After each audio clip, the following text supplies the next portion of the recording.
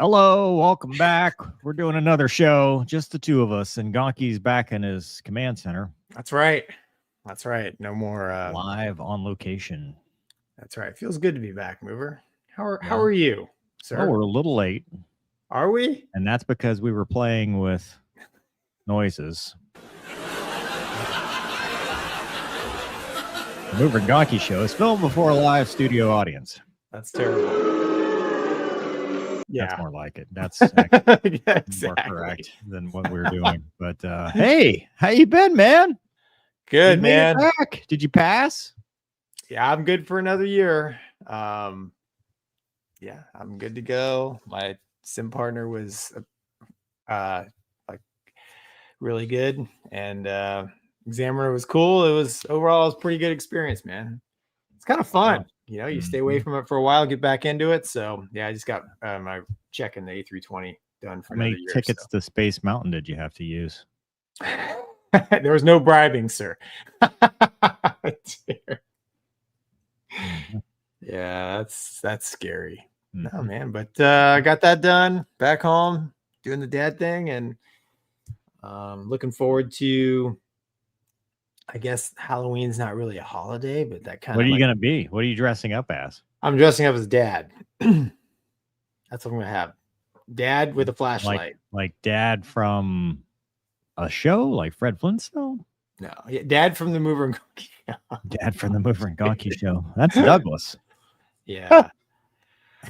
Yeah. No, man. And then into the holidays. So.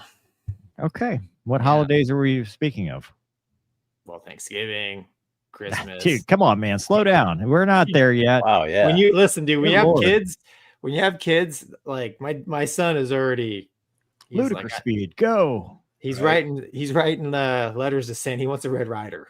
Sounds like he's writing checks his body can't cash. That's true. I told him that. I told him, man, you'll shoot your eye out. So yeah, you'll shoot your eye out, kid. He doesn't already have one. Why does he not want Airwolf?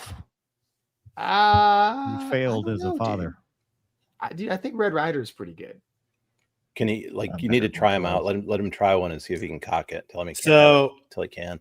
So my dad, so my dad has a Red Ryder, believe it or not. He's pretty big into air rifles and pellet guns, and he modified it so it shoots harder than normal. And my son modified.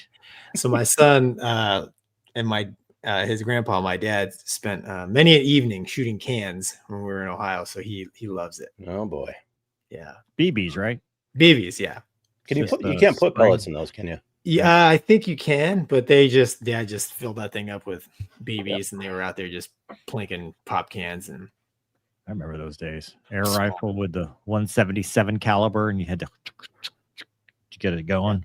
Yeah. Oh yeah. I got one of those here for varmints. Varmints. Varmints. Be humane, Gonky. Be humane. I do, man. If you hit him right. Mover, what's going on with you? One shot, one squirrel. Dude, holy crap. Well,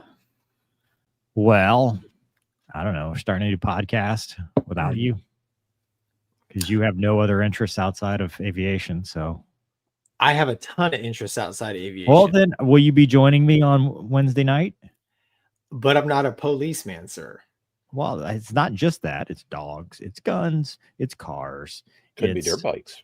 Could be dirt bikes. It's race cars. It's video games. It's sports.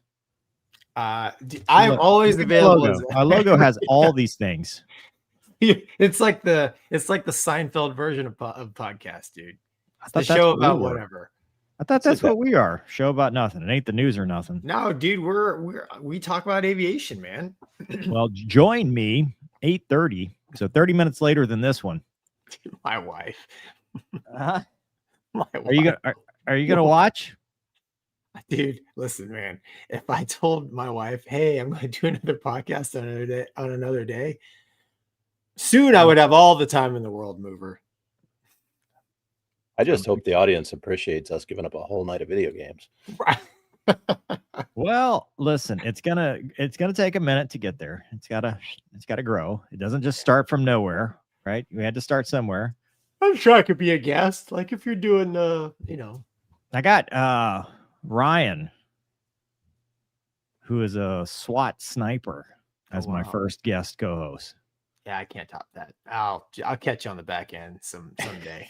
So we're going to talk about SWAT snipering and probably some other stuff, and LSU and the Saints, because he's a Louisiana boy. You might not. Dude, Doug, write that down. We're gonna have to get subtitles for him.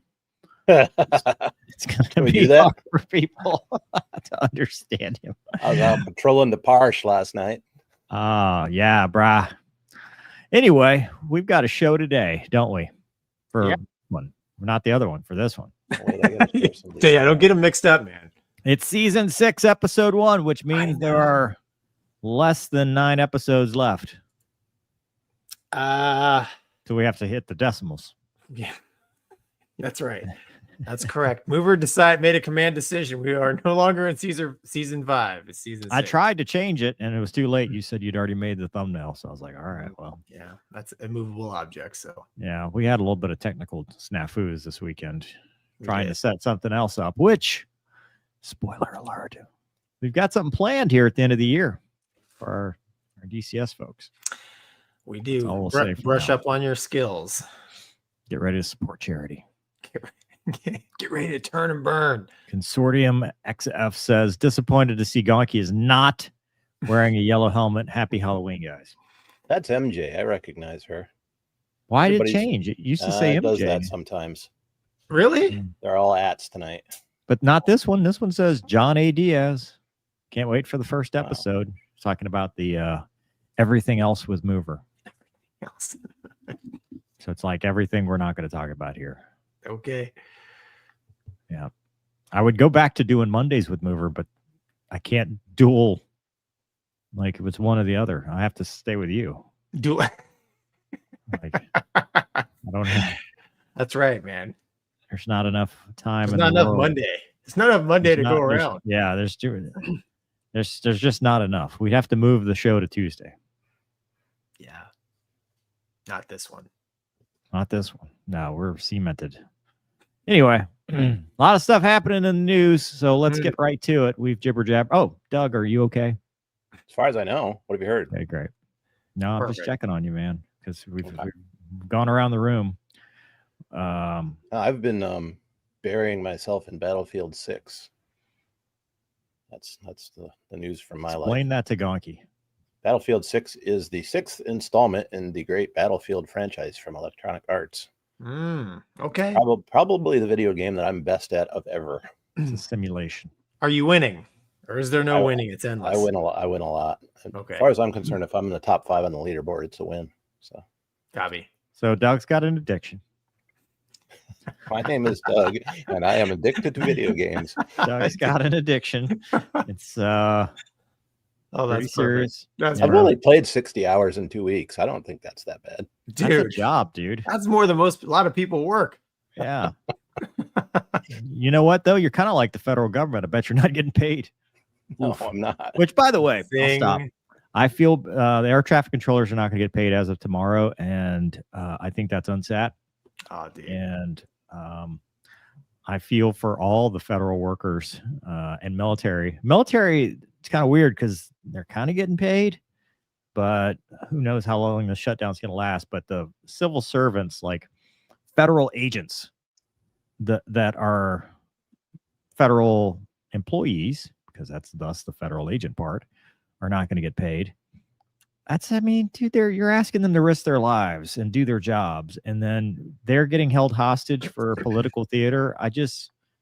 The air traffic control system is very important, as we've seen many times on the show, and their pay is going to, because not everybody, unfortunately, has 6 to 9 months of reserves for some nonsense like this. And meanwhile, Congress is still getting paid, which I don't understand how that even, right? How? Yeah, it's garbage, man. I mean, honestly, with on the ATC side, kind of like on the pilot side, I mean, if financial strain starts to cause mental issues, there's going to be basically a shutdown of ATC, man. Because people got to do what they got to do, Yeah. And then So And Hawkeye it- says FBI agents are getting paid, but I know other agents that are not. So there might be different pots of money on how that happens. I don't know. That's different. Yeah. But it hey, sucks. Gonky, we can pay him with this. Dude, that's awesome. That's actually worth more than 100 because That's like that's an my face on IOU. it. That's as good as cash right there. Wait, is that toilet paper? Or is that $1? Is that money? Dude, it's in a frame. That's awesome. This is I opened this on the last mover mailbag. That's awesome. So how many Gonky bucks do you have? 2. One for Two? me, one for you. They I both might have give my, mine to Doug. they 'Cause- both have my face on it. yeah, I don't think they're serialized. I get mine in lieu of real money. Oh, Yeah, dude. we don't do real money here. We give you Gonky We bucks. give you God, dude, that's awesome. All right, so there's right here. I'm holding 200 Gonky bucks. 200 Gonky bucks. They have the same serial number though, so that could be problematic. Let's not spend them at the same time. What can I get at the PX with this? What I actually should worse. do, I probably shouldn't show this on camera because somebody's going to counterfeit it and Right. try to.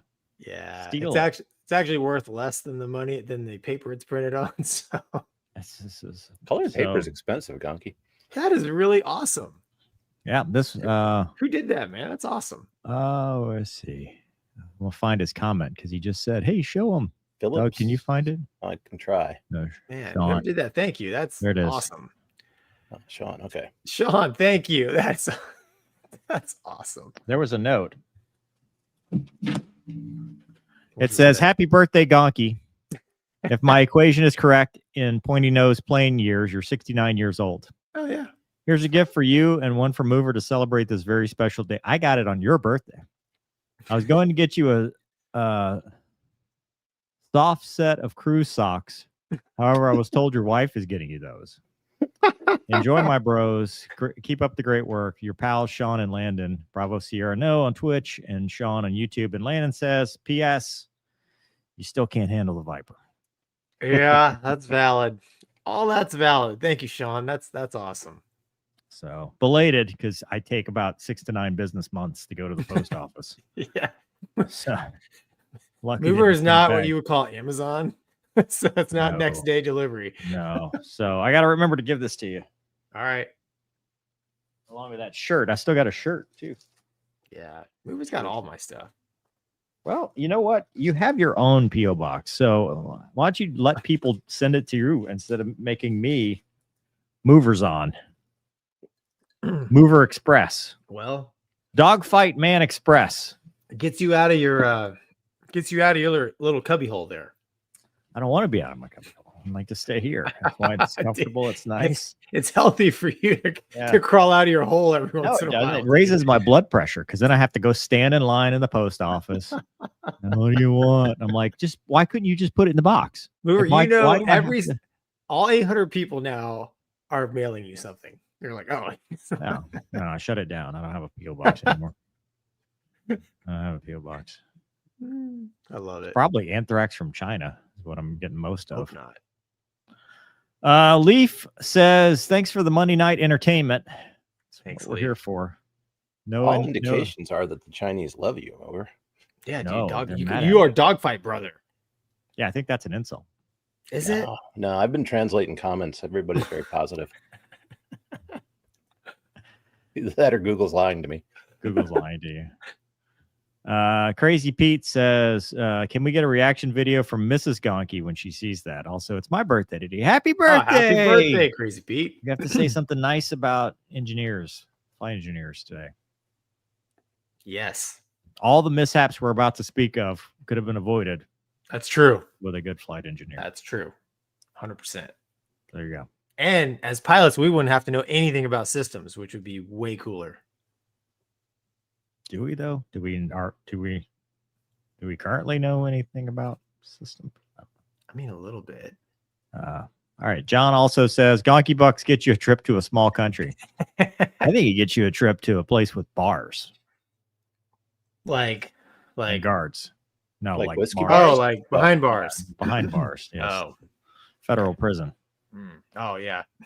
Good morning from the small country of Malaysia. There's a cool Hey. picture out there, which I'm sure our producer will find, of a Malaysian FA-18D escorting Air Force One. Yeah, I was looking at the picture of the Malaysian BMW, which was doing me just fine. that was when Obama visited in 2014, Or I think. Trump, like yesterday. Oh, okay. Okay. I didn't see that one. I forgot Trump went Like he's yesterday. over there right now. Is he? Yeah. He's making the tour. Refresh my memory. I got distracted by the BMW. What am I looking Well, that for? would be awesome. Malaysian Hornet escorting Air Force One. Gotcha. Yeah. See if you can Trump. find that. It'd be awesome. Tom says I'm supposed to show the like that. Y'all are pushy tonight. Jeez. I already showed this. Didn't we? No. Or was that pre-show? That's It must have been pre-show. pre-show. Yeah, I That- get confused easily. That is I need that to is- up my workout game and Dog- beard game. Good nah, Lord. that's pretty accurate right there. Dogfight brother. Perfect. I got work to do to reach AI mover status. I like it. That's- Yeah. I like it. I at least need to hit the tanning bed. No. Yeah, yeah. Don't no hint of orange needed. I mean, that's what it shows. All right, dude. Let's talk about. Oh, look, Doug's got it. that's video. Oh, that's so cool. That looks fake.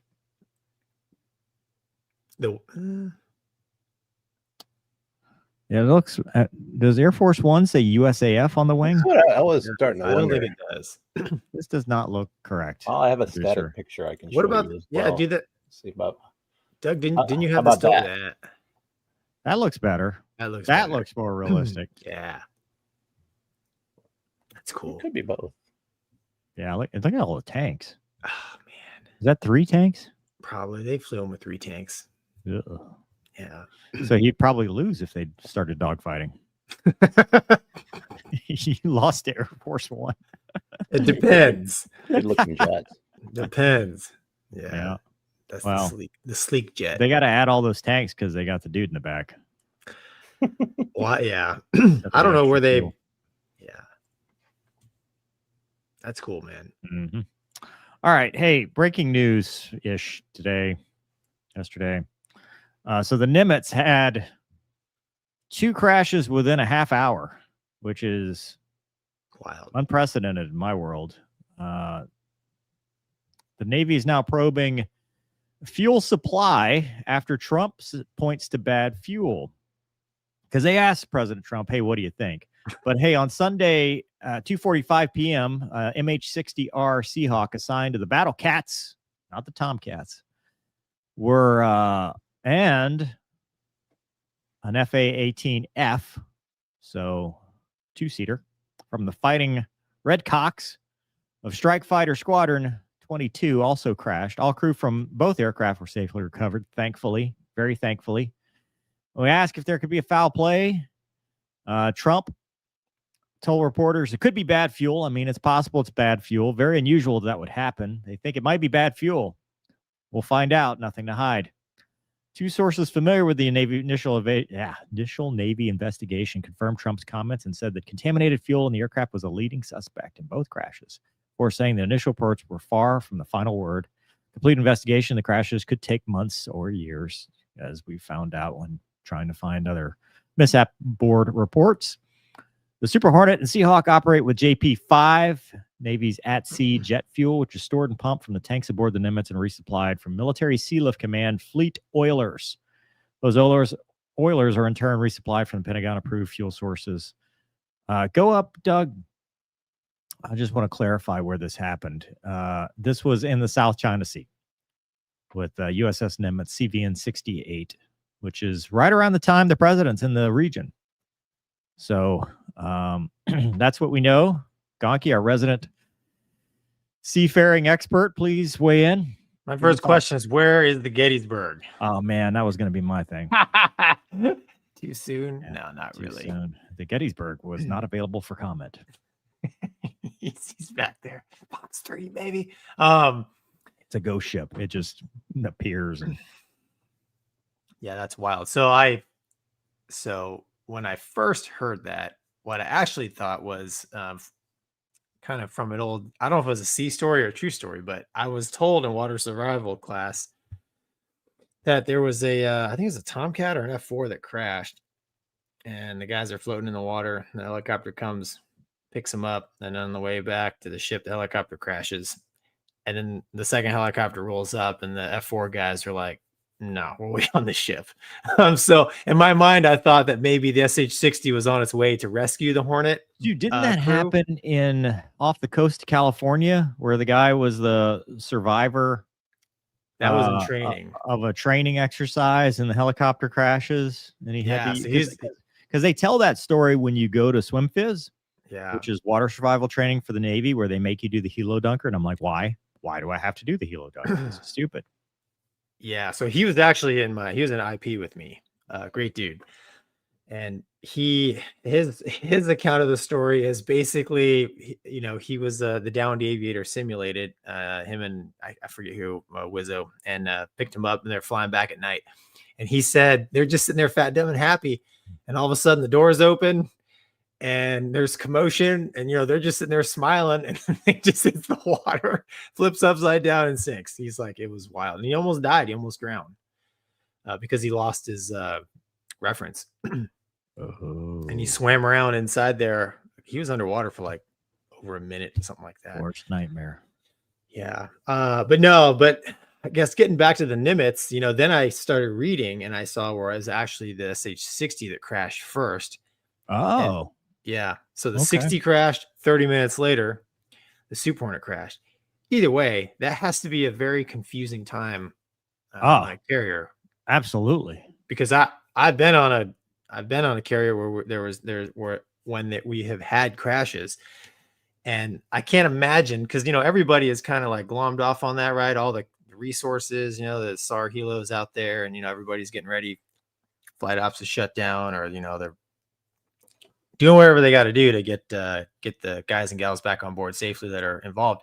And then I can imagine 30 minutes later, like, you know, picking up the phone, it's like, hey, we got another crash. It's like, what? You know, what? So that had to be a very stressful time.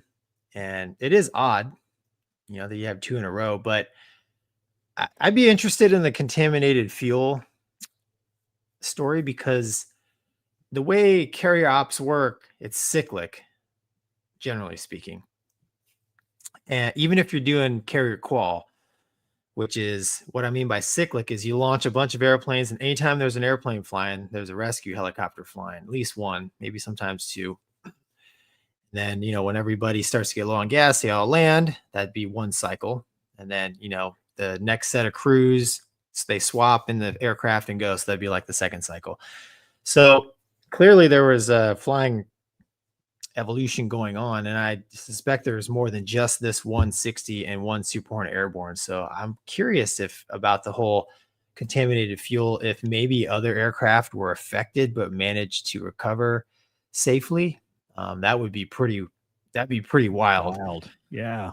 I mean, I don't know. I just skimming through that article, the other eyebrow raiser for me is I didn't realize that Nimitz class carrier could carry 3 million gallons of aviation fuel. That's a lot of gas. But yeah, that's wild, man. I as like I said, as a carrier pilot, if there's some commonality that's affecting like the fuel, that's going to affect a lot more aircraft. And I know there was more than just two airplanes flying. Yeah.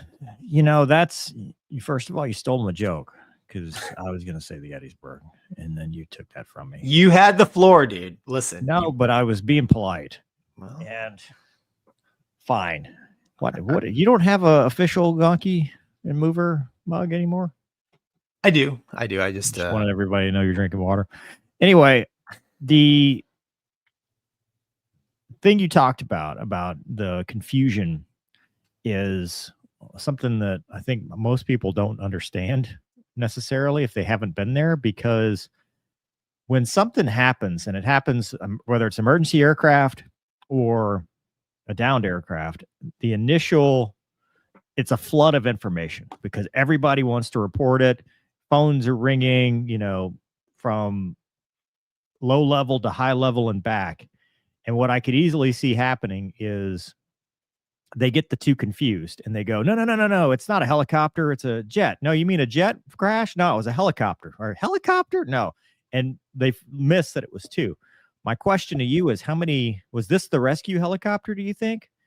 And so, because you said during the ops, there's one that's out there, right? So who rescues them? How many helicopters do they have? Oh, that's a good question. Oh, I mean, there's more than one. I mean, they're going to have to launch another helicopter, right? And go, hey, we got a helicopter down. And I mean, that poor skipper, just out there going, what? In 30 minutes? Like, what? Right. Yeah, you bring up a good, I mean, that probably was the plane guard helicopter, which is the primary, search and rescue helicopter for recovering and launching aircraft around the carrier.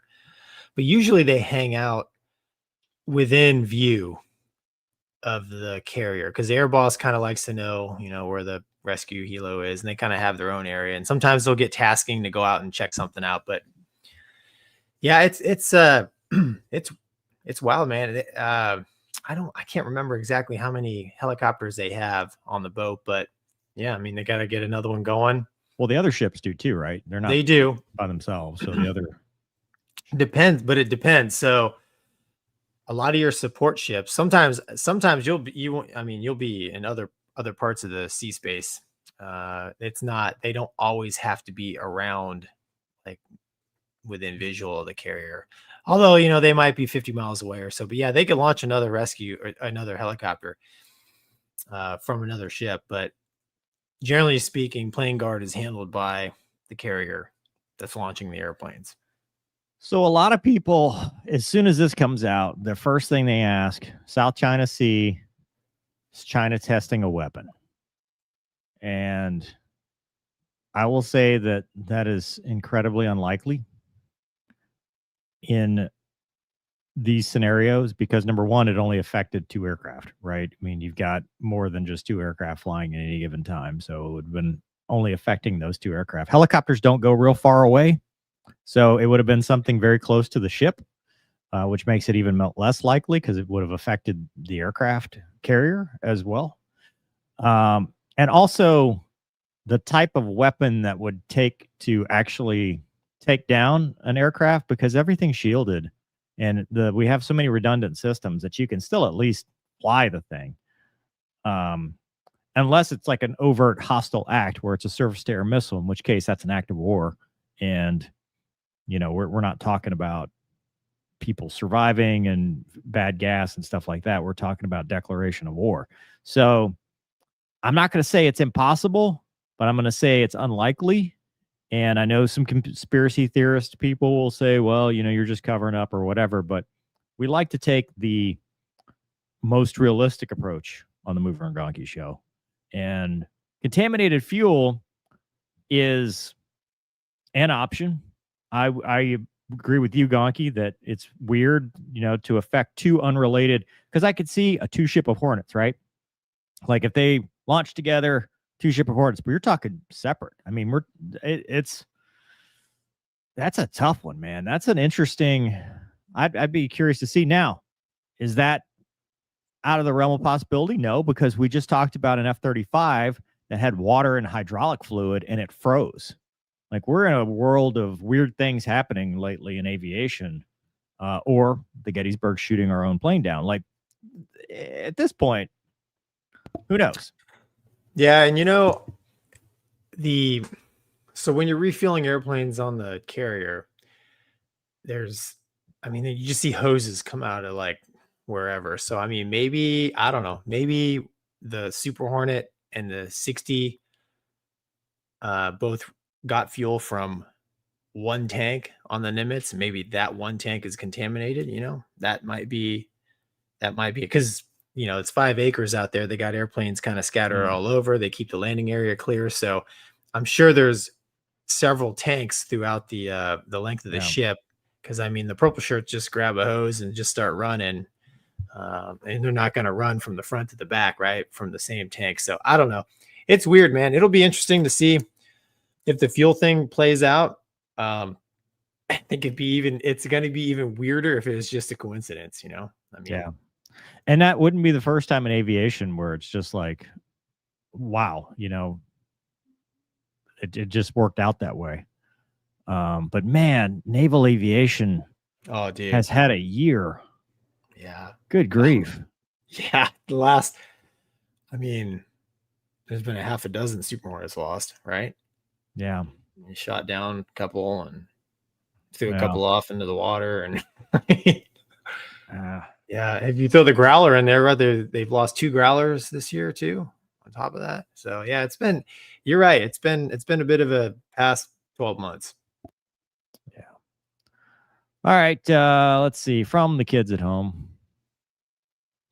James says, love listening to y'all every week. Would be cool if you could interview some Vietnam era fighter pilots with that generation getting older. Thanks for all you do. Go to my channel. Yeah. I have interviewed quite a few Vietnam era fighter pilots. Yeah. I don't. So we've talked about this on this channel. It's hard to do long form interviews especially with people that are that interesting, because we only have 2 hours, and we try to also do current events and stuff like that. Those types of stuff require, I think, a dedicated. We just sit down and talk. Like it would have to be separate from this show. Yeah, exactly. Just like we did with Kevin and his dad, K2, K1. Yeah. Yeah. Robin says Gonky should sign his Gonky bucks, sell and donate to charity. Do you think your Gonky bucks would sell for $100? I bet you they would sell less than what's the exchange rate? I probably have to pay somebody. Please Yeah. buy these, please, for my own ego. Please take this from me. And then Sean would be upset because you gave them away. Colonel Old says, looking forward to deepest of intels on the crash. Sir, we do our best. Yeah, we are slightly above, slightly below average intel. We're the shallow. Yeah, the intel. pilots never have the good intel. It's usually the nerds that have all the intel. Yeah, we're busy doing cool stuff, dude. Yeah, we don't have time. No, mission planning, that's backseat stuff. Yeah, we don't have time for all that. We didn't pay attention to the brief. Go outside, nerd. What did happen to the Growler Jams episode? It seems to be missing. He'll be back in about a year and a half. Justin says, glad to make the rendezvous tonight. Can't stay, but wanted to help out Luna and the bros. Bravo Zulu. Thanks, Justin. Wow, Yeah, Justin. Thanks, man. Dang. it's cool, man. Thank you. Appreciate you. Be safe out there. Yeah. Sump your fuel. Take your little. Yeah. Like, Dude, it's so funny because I forgot who I was talking to, and they're like, well, what do you do for a pre-flight? It was like general aviation, and they're like, you don't do this in the military? I'm like, no, I don't. It's done for me. I just pretend like I'm looking at stuff for about 10 minutes, say hi to the plane captain or crew chief, and then get in. Like, what else is there to do? Like, it's a rental. I'm not buying it. I know, man. As long as the seat works. I checked the one thing that makes sure the F-16 ejection seat, the little wire, it's a metal wire that hooks to the seat and the canopy, because if that doesn't properly detach, the seat won't fire. That's the one thing you really need to care about. After that, whatever. Perfect. Mad Max says maybe it was sharks with lasers that brought down the aircraft. Could be those Chinese submarine drones. Are they manned or unmanned? Unmanned. Unmanned. You said drones. That's right. That's what drone means, yes. Sorry. Yeah. But you just imagine being manned? You'd be like a little torpedo in the water. They did that in World War II, man. The Japanese had those It'd be pretty kamikaze cool. drones, or those kamikaze subs. Yeah. Aliens? We didn't rule out aliens. Aliens, yeah. Mhm. Of course. Whether the human or UAVs. from beyond. Yes. Yeah. Demons. Weather balloon, right? Demonic. Could Gotcha. be weather balloons. Got you this time. They Missed the showed a 7-3. picture of that weather balloon that took out the 737 windshield, and it was like the size of a banana. They put a banana next to it because the Americans will use anything but the metric system. So they placed a banana. So it was That's one banana. one unit of US measure. Banana. Yeah, one U.S. banana in length, Oh, dude. unripened. I love it. Brian, the Chevette Racer 31 says, do they say sample the fuel and jets pre-flight? Like, I was just talking about this. No. Well, I mean, they do. like the, you know, Right. plane Maintainers, captains, yeah. maintenance, and stuff like that. Zipper suited sun gods? Absolutely not. That's not going to happen. We wouldn't know. We'd ruin. You want to see, like, maintenance would be so pissed if they saw us sumping, because you know what we'd do? We'd sump it, and then there'd be something in it, but we'd be like, it's probably good, and then put it back in the tank, and they're like, what are you? No, they don't let those of us with college degrees do anything related to maintaining. Tools. Yeah, we are the tool. That's right. We are the tool. That's right. Tech Savvy Dad says, first go around divert as a passenger today in a CRJ 700 due to low cloud ceiling. Crew was great and got us to the original destination a few hours later. Nice. Unlike some of our guests, go arounds are free.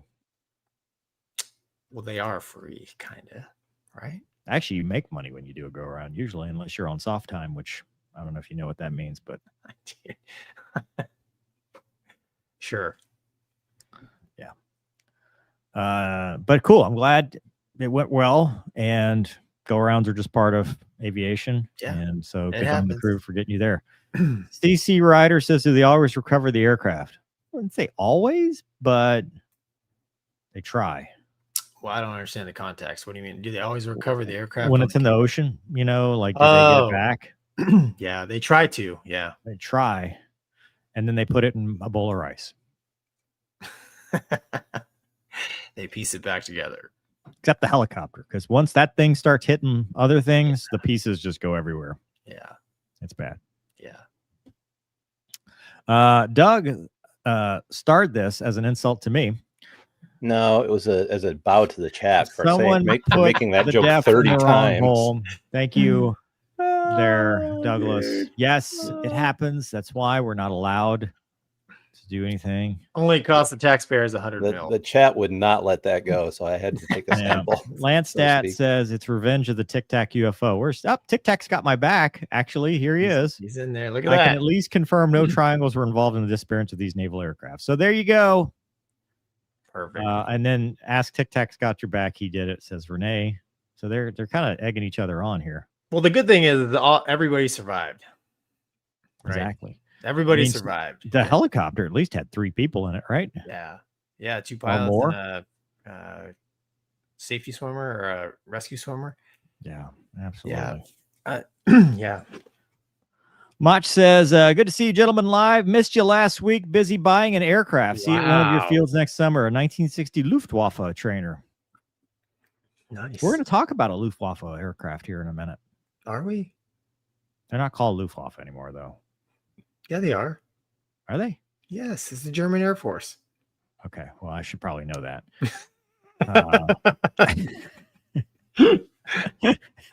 But we're going to talk about the Eurofighter here. Okay. Ben Condell says, in America, we even measure radiation in beds. Banana equivalent dose. See? Oh, look at the puppy. Yeah. Puppy dog. Luna has not made an appearance yet. There's a cheese wrapper she pulled out of the trash can right next to it, so that's cool. Hey, next topic.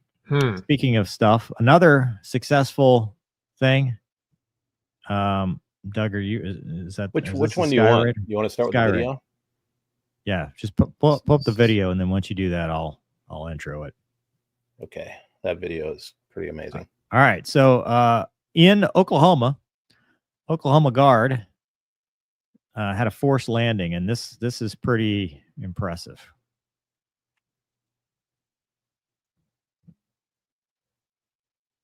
There's some good dash cam and some good driving.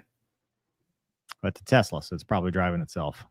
Oh, dude. Yow! Is it a Tesla? Yeah, that was a Tesla camera. Oh man, what do you think the car thought that was? Dusty crop hopper.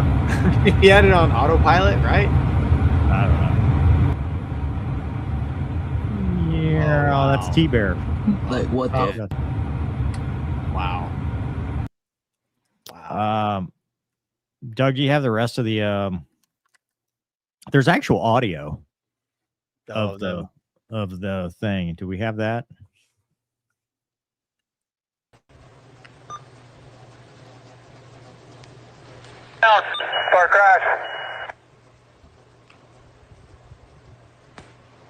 You got to go to the beginning. 055, need to vector to their location immediately. Or you can just not go to the beginning. That's fine. Yeah, Either way. vector to location now. What was the beginning? Yeah, I heard him call Mayday. 5 called in, Mayday 055, need a direct vector to them now.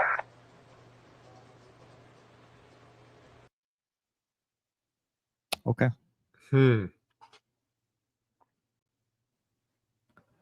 Mayday, Mayday, Mayday, 075 going down with a Mayday call. Good job. Say intentions. And they hit an electric pole, sparking a small grass fire. Stop sign on the leading edge of the left wing. But everybody was okay. That thing is tough. Look at it. Yeah. Yeah, dude. Wow. Gonky, your thoughts? Yeah, I mean, clearly the engine had some issues. They lost thrust in some capacity. It is a tactical airplane. And I guess my thoughts when I saw this is like, man, I like that airplane, but it'd be nice if it had an ejection seat. They got lucky, man. Out. They got lucky.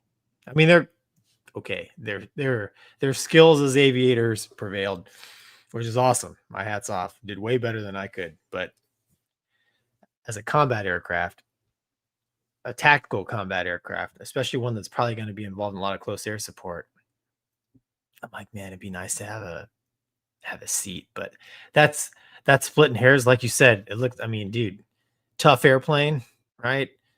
Basically a crash landing. It still looks like an airplane. I read in there, like you said, it hit some lines, right? Hit a curb. I don't know what caused it to crash, but by the sounds and looks of it, maybe I think they were probably doing some sort of low altitude type training, man, because I don't think they had a lot of time to pick their spot to land. I don't think they do anything but low altitude type training. I mean, those dudes just. Well, true. You could do medium altitude like low threat cast in that thing, like we did a lot of. But yeah, but kind of rest my case. Higher threat, low altitude. If the motor quits, we don't have a lot of options. But they did a great job, and I'm glad that nobody. They almost swiped the Tesla. I'm glad they didn't take anybody out on the ground. So it's good. I'd be curious to see what what they saw, right? Because they're perpendicular to a highway. Right. And, typically I probably wouldn't, but I'd like to see what they saw, because I don't have the whole picture. I don't know what they saw when the engine quits. My assumption is that they were pointing toward the field and maybe ran out of energy or had too much energy, because I wouldn't think somebody would intentionally cross a 4-lane highway with cars on it. If anything, you would turn to parallel it or on it, which I'm not second guessing them. I'm just saying I would love to see, if they had a HUD tape, I'd like to back it up and see what they were trying to make and kind of what their energy state was and how it worked out. Because we don't know, did the blades not feather, because that could add a whole bunch of drag on the turboprops and when stuff like that happens, you know what I mean? It looked like the prop was spinning. I looked at that when I watched it a couple of times. I don't know, not making any thrust. It might just be freewheeling out there, but yeah. So you're right. I would just be curious of what they had, because it just eyeballing this, looking at this, I'm like, why? It's incredibly awesome that that's all that happened. But I'm like, what if that had been, the 18-wheeler going down the highway? I don't know. I don't know what the thing was. I agree with you. It's a very tough aircraft. If this had been, over Bagram, over a city, we're doing low threat casts in some place that's an actual city, it'd be nice to have the ejection seat. But because you're not going to make that land. It's going to be tough to make that landing. I don't know what the glide ratio is. We need to get T-Bear on there. But, dude, it's an air tractor, right? So those things, they run into poles and trees and all kind of stuff all the time and live to fight another day, and sometimes don't, Unfortunately, it's a very Right. dangerous business to be able to fly low and slow and stuff like that. Personally, I see we should have kept the A10, but that's just me. You know, I mean, I know, I agree. It's funny. I was riding this weekend with one of my buddies, the maintainer, and he asked me, he's like, "What do you think of the Sky Raider?" I was like, I like it. He's like, "More than the A10?" No. no, but it's a good, like, I think they've talked about using it for like counter drone. In fact, I saw, we're not going to talk about it, but Raytheon wants to put up a AT6 as a counter drone platform. Like they're pitching that now. Oh, wow. And so stuff like that, you know, the turboprops and stuff. But guess what the difference is? The AT6 has 2 ejection seats. Right. This is just a crop duster. That actually would be a lot of fun. Yeah. Flying AT6. They both be fun. I mean, either way, you know. Yeah. No, I mean, like I said, man, my hat's off to him. Great job. Yeah. And good job on the wingman, too. Like, I need to get to him because what he's going to do is be the on-scene commander. Yep. He's going to go there, squawk talk Mark, and start working agencies in to go recover him. Because he doesn't know. He does not know what their condition is. And you know, he's just trying to get overhead so he can start directing rescue assets. So, but I'd rather an A10. Me too. I know. He asked me, he's like, why don't they just make more A10s? I'm like, it doesn't work like that. That's not. Yeah. That ship has sailed. All right. Moving on. Renee says, Mover, thanks for the pink parade. I did that Friday, actually. Luna was in a parade. Oh. We rode in so it's Pink Day at this elementary school called Brock Elementary, and they do a breast cancer awareness because it's Breast Cancer Awareness Month. And so our agency and a bunch of agencies have wrapped the Tahoes in pink. It's a donation, so that the no cost to the taxpayer. And like in exchange for like a $5 donation to breast cancer awareness, you sign your name on it. So we drove the pink vehicle in the parade. So that's where you were. Nice. That's where I was. It's for a good cause. CC Ryder says got their fuel from the Nimitz. Well. Kevin says, being tailwheel, I'd like to know what the winds were. Yeah. I mean, that's a valid point, right? Yeah. I'd still take a crosswind over a cross highway. But I don't, like I said, I don't know what was on the other side, right? I don't know if it was like, oh, that's the 4-lane highway, but if you don't make this field, you know, it's an elementary school. Like if you go that way, like I don't know what the lay of the land was to say one way or the other. I'm just curious. Yeah. It's a thought. Ground loops and flight training. That is interesting. Your first, theoretically, if you flew this thing, you could go T6, T38, this. Really? Right? Well, yeah, you're right. I mean, what else would you? Yeah, you're right. I mean, what else is there? Or T6 just to this? Well, I mean, dude, there was guys that went T6, T38, then PC12. Yeah, but it's not tailwheel. Oh, that's right. Yeah, dude, right. High horsepower tailwheel. Oh, you're right. Yeah, that's right. Yeah, where are they doing the training for the Sky Raider again? I got a late breaking email that says I have a source that tells me this is 2 of the Air Force air tractors that have had engine problems.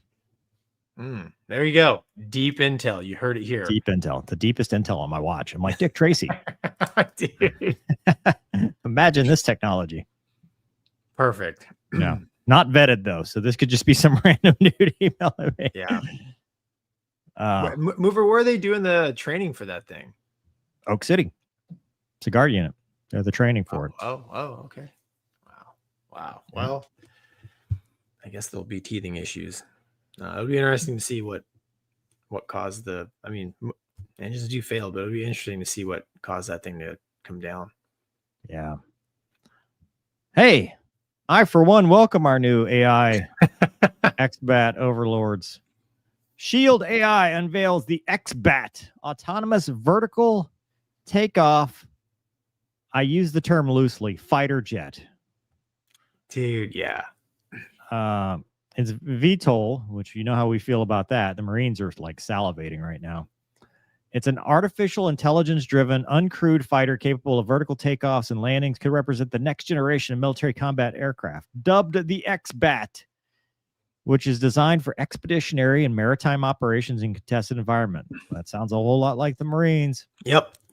It uses Hive Mind software as its autonomous core, the company said Wednesday release.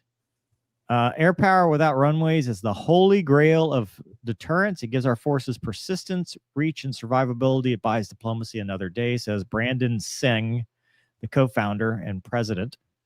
With Hive Mind as its brains, essentially XBAT will be able to penetrate contested airspace, team up with manned aircraft, carry out collaborative tactics without needing constant communications. And it would be a drone wingman, which is part of the collaborative combat aircraft. They've already used Hive Mind to control the X-62 Vista, the abomination that is the F-16 with AI in it. Frank Kendall flew in the back, even though there was a pilot up front.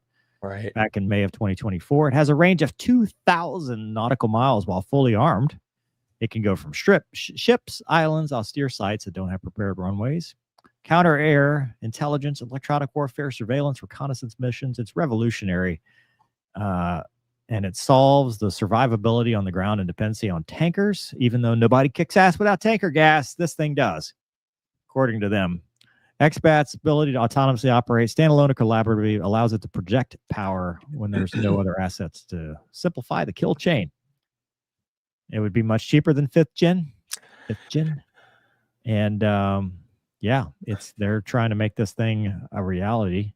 It's compact. They can put 3 in the footprint of a legacy fighter. So this, Gonky, answers the question that every time we've talked about the CCI, I've always asked, what happens to it after we fire and forget it, right? Where does it come from? Where does it go? Where does it come from? XBAT Joe. But this answers that question because it's VTOL, so it can go wherever. Right. It can go in your backyard. What do you think, man? Are the machines here to take us over? Apparently it's only 4G limited, so I don't think it's a fighter. As How's am it I. gonna do its G-worm? That is the G-worm. 4Gs The was four- your G awareness. Beyond 4Gs, it is maxed out. I think it's Well, hold on now. When bombs, you're only at like 4.5 Gs. So a fighter's the same way. depends on 5.5. the bombs. 5.5. No, 5.5. depends on Mark the bombs. 82s was 5.5. No, it's more than that, wasn't it? Mm-mm. Big bombs were 5.5. Wasn't Safe Escape 5Gs, Four. right? Four. 4Gs? 5 Gs in 2 seconds. You only have a half. That's why you don't over G your bombs. Safe escape. The idea is you safe escape with the bombs, not on the aircraft. But you had 5.5 G, 6.5 G, 7.33 is the Viper numbers. I'd have to. Dude, that was all on my card. Well, also, that all your jet had your G limits. Like it knew. My jet did not. I had to honor the G limits. So 5.5, 6.5, and 7.33. I had to know because the Viper will not. It won't limit for the stores. Yours would, right? The Hornet, Super Hornet, they all knew it was on the airplane and would limit itself. It won't limit. No, it won't limit the G based on the stores. No, it only limits the Gs and the roll rate based on if the weights, the up locks are locked, and then the weight, the fuel, the weight. Yeah, I would say we could ask Skid, but I don't think the A10 would pull that many anyway. I think it's cool. I'd use fighter loosely. I mean, dude, we talked about it quite a bit, and it's like a Strike Eagle with less people, with less passengers. It's dividing by 0 because 0 out of 2. So. It would be pretty wild. Like every small boy, like Navy ship, even the Gettysburg, have a couple of these bad boys on it, like just autonomous fighters. Right, you just push it out the hangar, like launch, go, defend me, save me, whatever. I don't know if the Hog was 733. Look at that. Well, no, because bombs. Skid, what was the bomb limit? For 'Cause the bomb Gs, limit, yeah, bomb limit's different. That's a target. 733 is a I target. want to pod say it limit. was 6 Gs, dude. For No, whatever it's reason, 5.5. 6 Gs sticks in my head. 5.5. I'm pretty sure it's 5.5, 6.5 till tank's dry. 7.33 for the targeting pod. Some Viper dude is gonna know, and they're either gonna tell me I'm wrong or they're gonna hire me to fly again because I still remember stuff. Dude, all my, Where's Wags? Wags would know. yeah.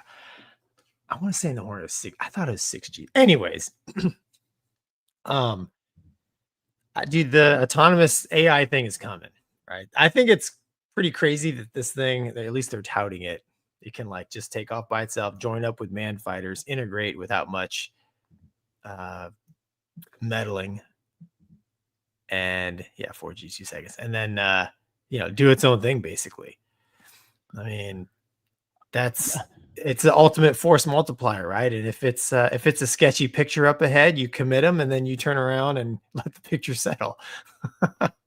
I just, the autonomous part, like, you're taking the skin out of the game when you start sending stuff autonomous. Now, granted, a missile is basically autonomous, right? It's an autonomous suicide drone because all you're doing is saying kill that guy and let me know how it goes. So I just like taking the man machine out of and that interface out of the loop and saying go do this mission, because what happens when EMP hacking, somebody figures out how to turn it against you? I've watched enough movies, Gonky. I know what happens when Skynet becomes self-aware. I know. Listen, I'm in the same boat as you. I just I think the technology is cool. I'm just a little bit skeptical of real world application, simply because, like you're alluding to, we develop a technology, the opponent develops the technology to counter, right? It's this develop and counter thing. And I just wonder if true autonomous, like unmanned things are going to work. I mean, they probably will in peacetime. I just wonder if in actual combat. Yeah, I mean, as the collaborative combat aircraft, that's cool. I mean, the VTOL thing, yeah, I get that. Because that is the problem in the Pacific, right? About airfields, not having prepared fields to work off of, having to work off of ships and stuff like that. Obviously, that's a big thing. That's why the Marines wanted the F-35 and stuff. If it's able to saturate air defenses, that's a good thing. It depends on the level of autonomy that this is going to happen. Yeah, probably puts the F-35B out of business, huh? I think it puts itself out of business. Puts itself out of business from the start.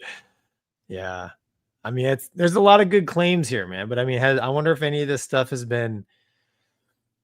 I wonder if they've done any testing, real world testing with it. I mean, the hive mind stuff, they've tested that in the F-16, seems to work somewhat reasonable. But I mean, applying that to a drone, that's kind of the next step. Yeah, but I don't know. Yeah, it's scary, man. I'm with you. There's something weird about war without people, because then I just think I think people could get pretty bold with that, and even worse things could happen. Like well, not us, our adversary, right? I mean, if we're limited by, if we're the ones that are okay with doing the right thing, that doesn't mean our adversary isn't going to remove the restrictions off of the AI. Right. That's what I'm saying. Yeah, dude. I know. Yeah. Anyway. All right. Let's move on. Trying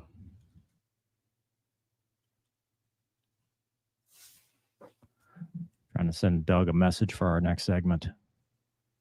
What do we got? Russell Case was the IP. Oh, dude. From Independence Day. Match says second Luftwaffe tried that too. BA 349 Natter.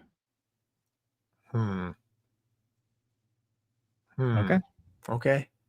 VTOL rocket airplane. Oh, okay. Oh, Okay. Warhorse says not having enough airfields is the reason we're resurrecting Tinian. is that another experimental? I don't know. Everybody knows more than me, Gonky. We are actually not the. Yeah. I We don't love know it. anything about hey, we got the wrong thing. Oh, dude, no. Tinian is the that airfield in Guam. They're standing back up. That's right. Yeah, remember that? They're putting the runway back out there. Catch up, dude. What do I have? Well, did you do a catch shot or just the trap? I can't remember. Just the trap on the cod. Yeah, the trap. Capillary damage from high G's. There you go. 9 G's, dude. Run with it, dude. We just made that up. Well, no, that report actually did say pulling G's was part of it too. Hanging on tight. I love it. So Perfect. all right. So hey, we got a new thing, Doug. I found it. It's Commutair. So this is an interesting CRM discussion, Gonky. It is. Since I've just finished training, I feel like I'm pretty qualified on this. So they actually give you this when you apply for a job. Sometimes a thing. I don't know what screen is better. There we go. All right. So Roanoke, Virginia, September 24th, 2025. 53 passengers on board, no injuries. At 9:17 Eastern Daylight Time PM, Commutair, doing business as United Express Flight 4339, an EMB 145 XR experienced a runway excursion while landing at Roanoke Blacksburg Regional Airport in Roanoke, Virginia. It overran the end of runway 34, came to rest an engineered materials arresting system, EMAS. There were no injuries to the 3 crew and 50 passengers on board. No damage to the airplane. It was going from Dulles to Roanoke. According to the flight crew, this was the second leg of day 4 of a 4-day rotation and the first leg on the incident airplane. Prior to departure, airplane had deplaned twice for maintenance-related anomalies after boarding for a third time. Wow, that's a lot. Flight crew reviewed the weather and briefed thunderstorms approaching Roanoke. They pushed back approximately 2.5 hours late. They reviewed the ATIS en route to Roanoke. Calm winds, no precipitation, cloud ceiling of 15,000 feet. Runway 6 was in use. Captain pilot flying briefed the localizer to runway 6. First officer, FO, pilot monitoring, suggests reviewing the landing performance details for a wet runway or a runway condition code of 5, but the captain declined due to ATIS saying there's no precipitation. During descent, the flight crew checked in with approach control and was informed of precipitation along the approach path to runway 6. Other aircraft were using runway 34 for landing. Captain requested the FO set up for the ILS to runway 34 and briefed the approach. FO set up the ILS to 34, briefed the approach changes, and monitored the weather radar. That's what it looks like. After training on final, the flight crew observed the runway and heard the previous landing aircraft report marginal visibility and bumpy conditions. During the approach, rain intensity increased. Captain requested the FO run the performance calculation for landing on a wet runway with a RCC of 5. FO then ran the performance calculations, determined that they would have margin of approximately 200 feet more than was required without thrust reverser usage. Captain briefed the go-around and that they would divert to Piedmont in Greensboro, North Carolina if they executed go-around. On short final, intensity increased. The captain requested windshield wipers at high. Descended below 500 feet, the FO observed that they were high on the precision approach path indicator and then observed the captain correcting the flight path, but recall that they were high as the airplane crossed the threshold. After crossing the runway markings, the FO called to go around, but the captain continued. About halfway down the runway, the FO called for a second go around. Captain continued. Touchdown, the flight crew applied maximum braking, deployed the thrust reversers. It overran the end of the runway and came to a rest in the EMAS. FO attempted to communicate with air traffic control, but the communication button had disengaged. After engaging the communications button, the FO coordinated with ATC and contacted the flight attendant. Flight attendant verified no injuries, completed the evacuation checklist, prepared for an evacuation. ARF showed up and assisted with the evacuation down a ladder. As part of the investigative process, they invited qualified parties to participate in the investigation, including the FAA, the airline, and ALPA as the union. Everything else was sent off for that. As far as the information, that's what it was. Winds 5 knots, 260 heading. And that is all we have. Gonky, Yes, sir. this is your interview question. You are going into some sketchy conditions. You call go around, the captain does nothing. You call go around again, the captain does nothing. You have the aircraft. I actually had this question on an interview many years ago at Great Lakes Airlines, which is no longer, so I can say that. So they asked me, they said, hey, you're flying, weather's crappy down to Mins, captain is not stable, and what do you do? And I said, well, I would recommend a go around, just like this FO did. And then the response was, okay, the captain doesn't seem to hear you, or he ignores you. What do you do? And I'd say it again, go around. And they're like, hey, he still ignores you. And then what I said back then, being a 600-hour total time pilot, you could fly for the airlines back then with a lot less hours.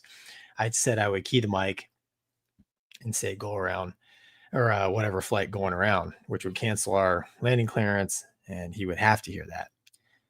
And the response I got was, well, that's an option. But at least at Great Lakes at the time, they said, well, you're just a few seconds from landing at that point.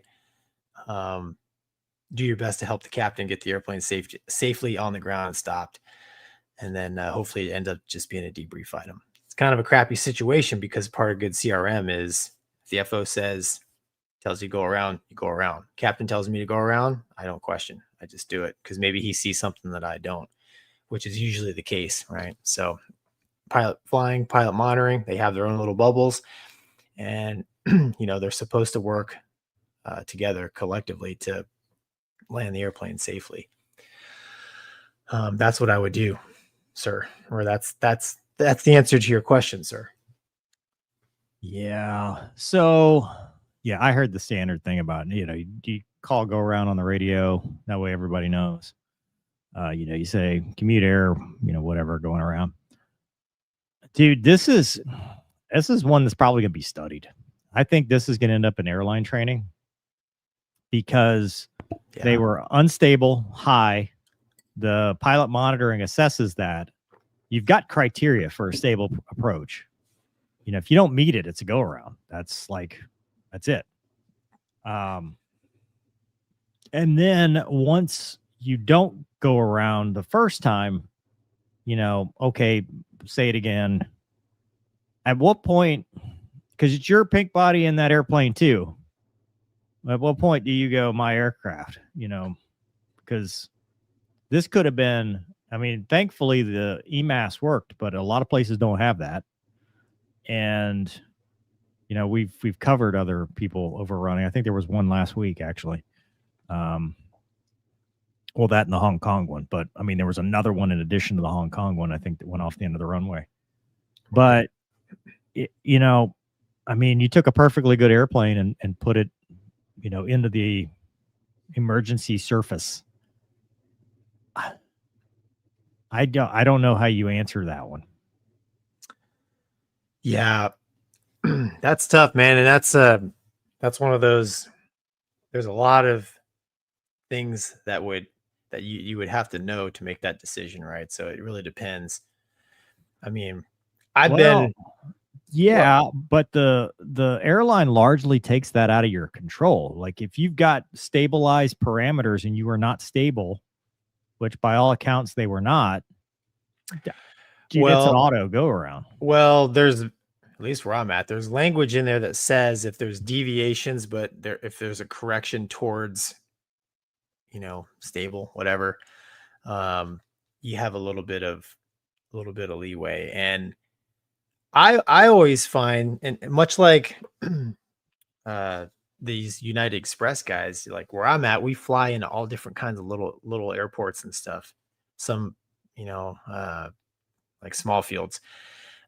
I've always noticed that flying into, your JFKs, your Newarks, your Bostons, all your major airports where a lot of the major carriers usually stick to, I find it's less of an issue where, like myself personally, getting high or fast or low or whatever, is simply because at those bigger airports it's such a regimented, everything's procedure. Everybody is lined up for miles out and it's the same arrival and you got to be on and everyone's getting the ILS, and it's just, I find it's more stable. You go into these smaller fields like this, I think there's more opportunity to get off parameters, probably because we don't do it as much. At least I know for me where I'm at. But there's a couple of things in here, man. I'm really surprised. I'm really surprised that the captain wanted to do the localizer first. Is that right? A different runway, yeah. Okay, I missed that part. So they changed runways, and then when they went to it was like the new runway, they said, okay, let's do ILS 5. Okay, all right. Yeah, it sounds like the FO was working pretty hard. Usually a lot of this, ideally, I know for me, I like to have what runway we're using, landing performance, weather, and all that doped out, really before we check in with approach. I like to have that suitcase because really we do the approach brief, before the before we get into the approach environment. So we have a plan and then we execute that plan. So these guys were, sounds like they were inside. That's, hey, we're going to switch runways. Okay, cool. Oh, hey, it's raining. Hey, give me those numbers for what runway, right? So there's a lot of modifying the plan as they're going here, which all that extra workload, all that does is just take away, in my opinion, from situational awareness from both pilots. Because now the FO is heads down doing whatever. I'm sure the captain's in his mind trying to think like, okay, it is wet, we're switching runways here. Yeah, man. But it's I don't know. You get told twice to go around. I mean, I wonder if he just selective hearing didn't hear him. Well, that's the other thing too, is I was looking back where the FO said go around. Right. Like at the 500 call, at least where I work, it's your stable target with your sink rate, whatever, right? That's where you call it out. Yep. But this wasn't at the 500 foot part. The FO says at 500 feet, the FO observed that they were high on the precision approach path indicator, which I'm curious why we're not talking the ILS. Like how many dots high we were on the ILS? Were you completely outside at this point with the rain and that confuses me a little bit. If rain intensity is increasing, why are we not talking where they were on the glide slope? Because you might be on the glide slope, but the PAPI or VASTI doesn't marry up with it. That actually happened to me on my check. Well, does it say that? Does it say it's not coincident? No. So that, like I said, that just happened to me last week. I was flying on and on, like lazy. I was flying, so I was looking at my instruments, and then the captain, it's like 4 red or 3 red, and I glanced up. I'm like, oh, okay. So yeah, but you have a note usually that they're not coincident. Yeah, that doesn't. I don't know. Is there a note? No, there's no note. So that's a little curious to me too.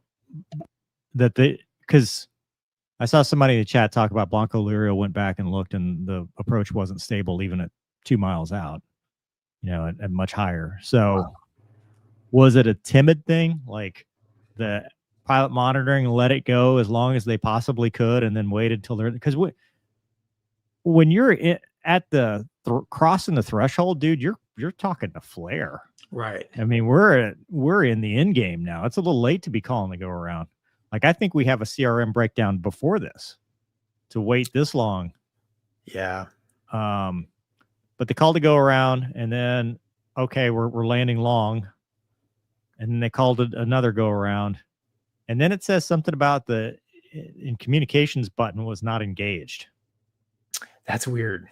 What is that? Communications button. Did it become detached, or do they have to actually, is there a switch down there? Do they use the radios for something else? I don't know.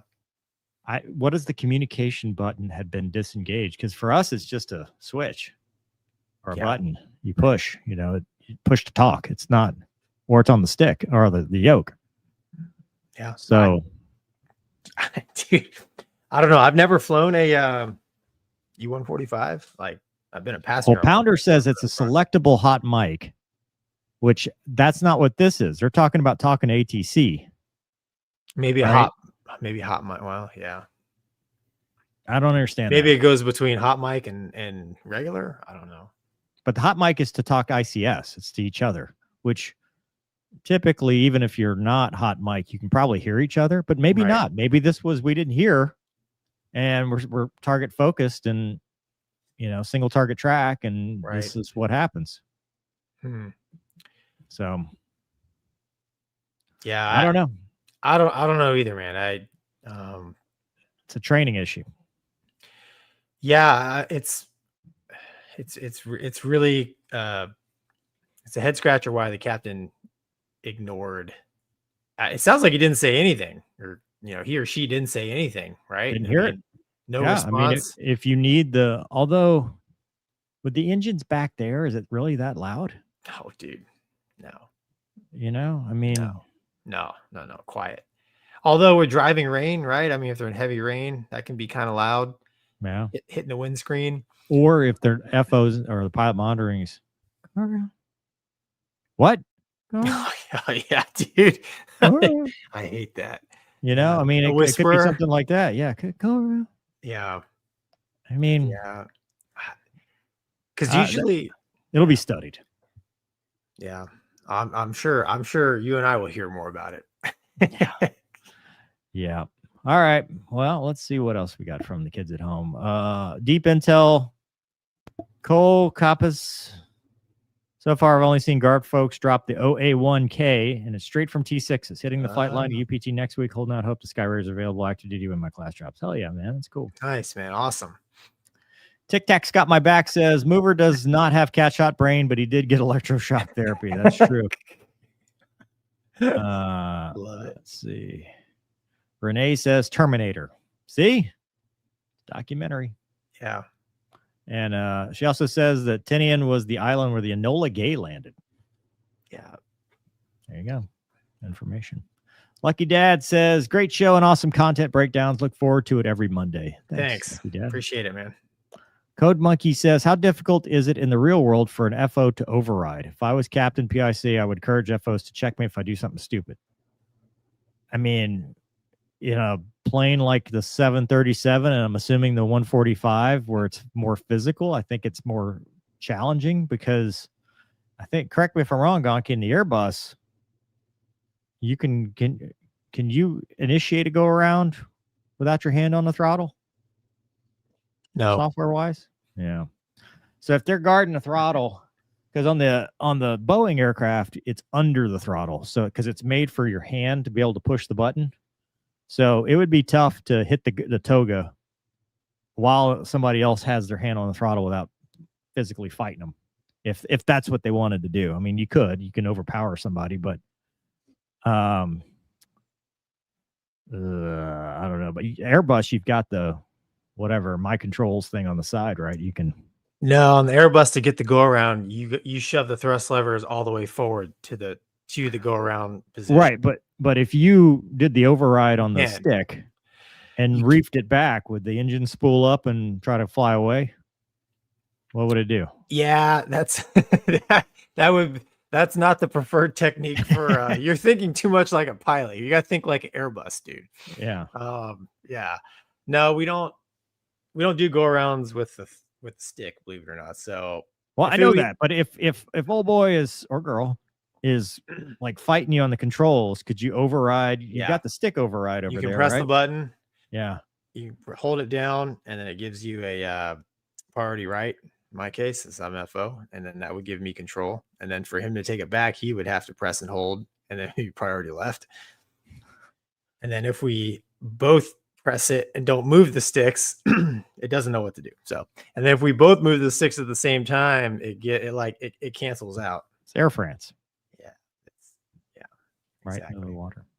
Yeah, it collectively adds them or whatever. But yeah, to go around in that airplane, I mean, like if you were gonna take control, right? Like if you said go around, nothing was happening, and you thought like there was imminent death if we don't go around, you would just shove the thrust lever all the way forward, and that spools up the engines. Flight directors start taking off, puts the airplane into go around mode, sequences the flight plan, all that nerd stuff, and it goes. Yeah. Yep. That's why it's important that we Yeah. practice CRM and train. And all the captains I fly with, they always tell me, like, if I'm doing something dumb, act and then tell me.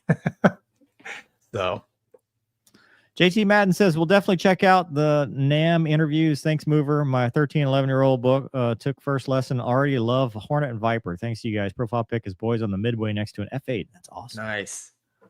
Oh, yeah. PSI Z guy almost finished Project Virtus and enjoying it. I think this proves that Mover can write science fiction. Next up, coloring books. No, I'll leave that to Gonky. I don't want to. You can't compete, man. I don't want to invade Gonky's My space. my small niche, dude. His fiefdom. Yeah. Perfect. What else we got? Doug, you still with us? As far as you know, I haven't heard the keyboard lately, but I've been especially conscientious with my muting. perfect. Are we having audio issues? Mr. Gunn says that we have audio out. I checked YouTube on my end, and it's a few seconds behind because that's how it works. But you're still talking. Yeah. Laura B says, can't wait for Project Virtus Volume 2. I'm working on that. It's slow going. I just wrote a chapter, but it takes a minute. We're waiting to see what happens to one of our favorite main characters. All of them. Let's see. Turkey's getting the typhoon. Yeah. Uh-oh. Hang on. I got the wrong one up, so to speak. Where is it? All right. Well, we got whatever you got. Bipartisan aviation safety agreement. I have that. So the U.S. Senate Committee on Commerce, Science, and Transportation has press release. Cantwell, Cruz, bipartisan. Sorry about that. Hang on. I'm really struggling here tonight for some reason. Now I got to find the other one. There we go. Perfect. Back to that one. This is All what right. we're doing. And scene. Cantwell Cruz bipartisan aviation safety agreement requires full implementation. ADS-B technology delivers aviation safety results for families. It addresses several safety issues identified by the National Transportation Safety Board's investigation in the midair collision near Reagan National Airport that took 67 lives on January 29th.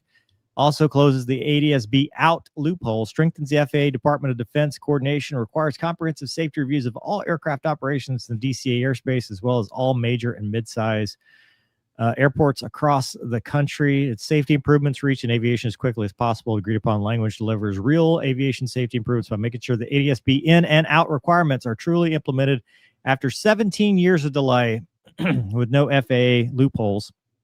This agreement closes DoD loopholes immediately, mandates ADS-B in for the first time, locking in a hard deadline so the FAA can't continue delaying implementation. What happened at DCA on January 29th was a tragedy, said Senator Cruz. 67 lives were lost. Their families had to endure an unfathomable amount of grief. We owe it to them and every traveling American to make sure another accident never happens again. The Rotor Act makes common sense safety improvements that are long overdue. I'm thankful to Senator Cantwell for a willingness to work with me on passing critical piece of legislation to protect American skies. Scroll down, Doug. Says it transcends politics. And then there's a list of what it does. So it closes the ADS-B out loopholes and ensures they stay closed. The agreement ends many DoD sensitive government mission ADS-B out transmission exemptions that allowed military and other government aircraft to fly near DCA and other busy airports without transmitting their location. Training flights, proficiency flights, and flights of federal officials below cabinet rank will no longer qualify for the exemption.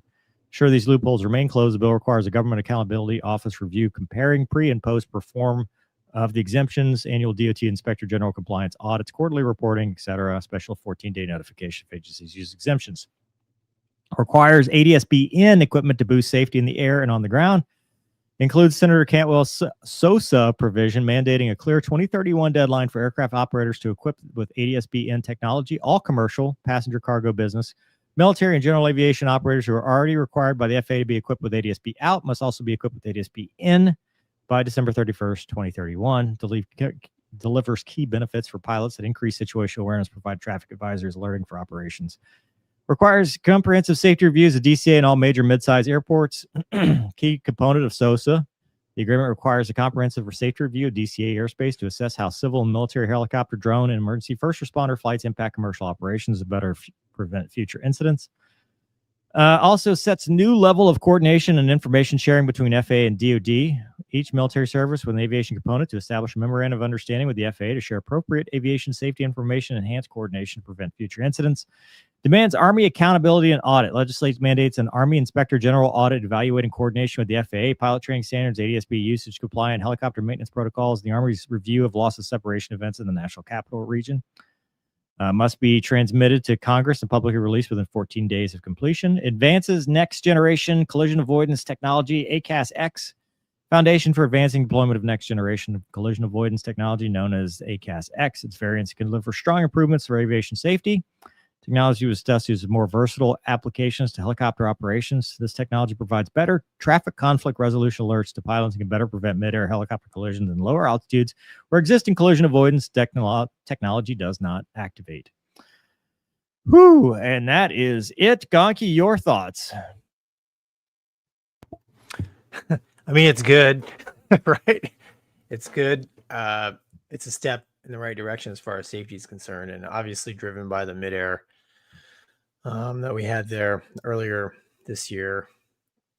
We kind of talked about it before, though. I mean, would ADS-B have prevented that crash? I don't know. Debatable. I think I don't know if amusing is the right word, but I think it's remarkable how quickly they got this through, since it's right there close to DC, because all the saying if it was New Orleans on the Mississippi River, no one might not. No one would care, right? Politicians need this, man. They want to feel safe getting in and out of DC there. But no, it's a step in the right direction. I mean, it kind of makes sense. I mean, it's nice to have the situational awareness, but that system has its limitations. So, we still need to, as pilots, we still need to be vigilant as the air traffic controllers as well, right? They still need to be cognizant of where everybody's at. But it's a nice tool to help build and improve situational awareness of basically everyone involved. What do you think? There's like two things on here that actually make sense to me. Scroll up a little bit, Doug.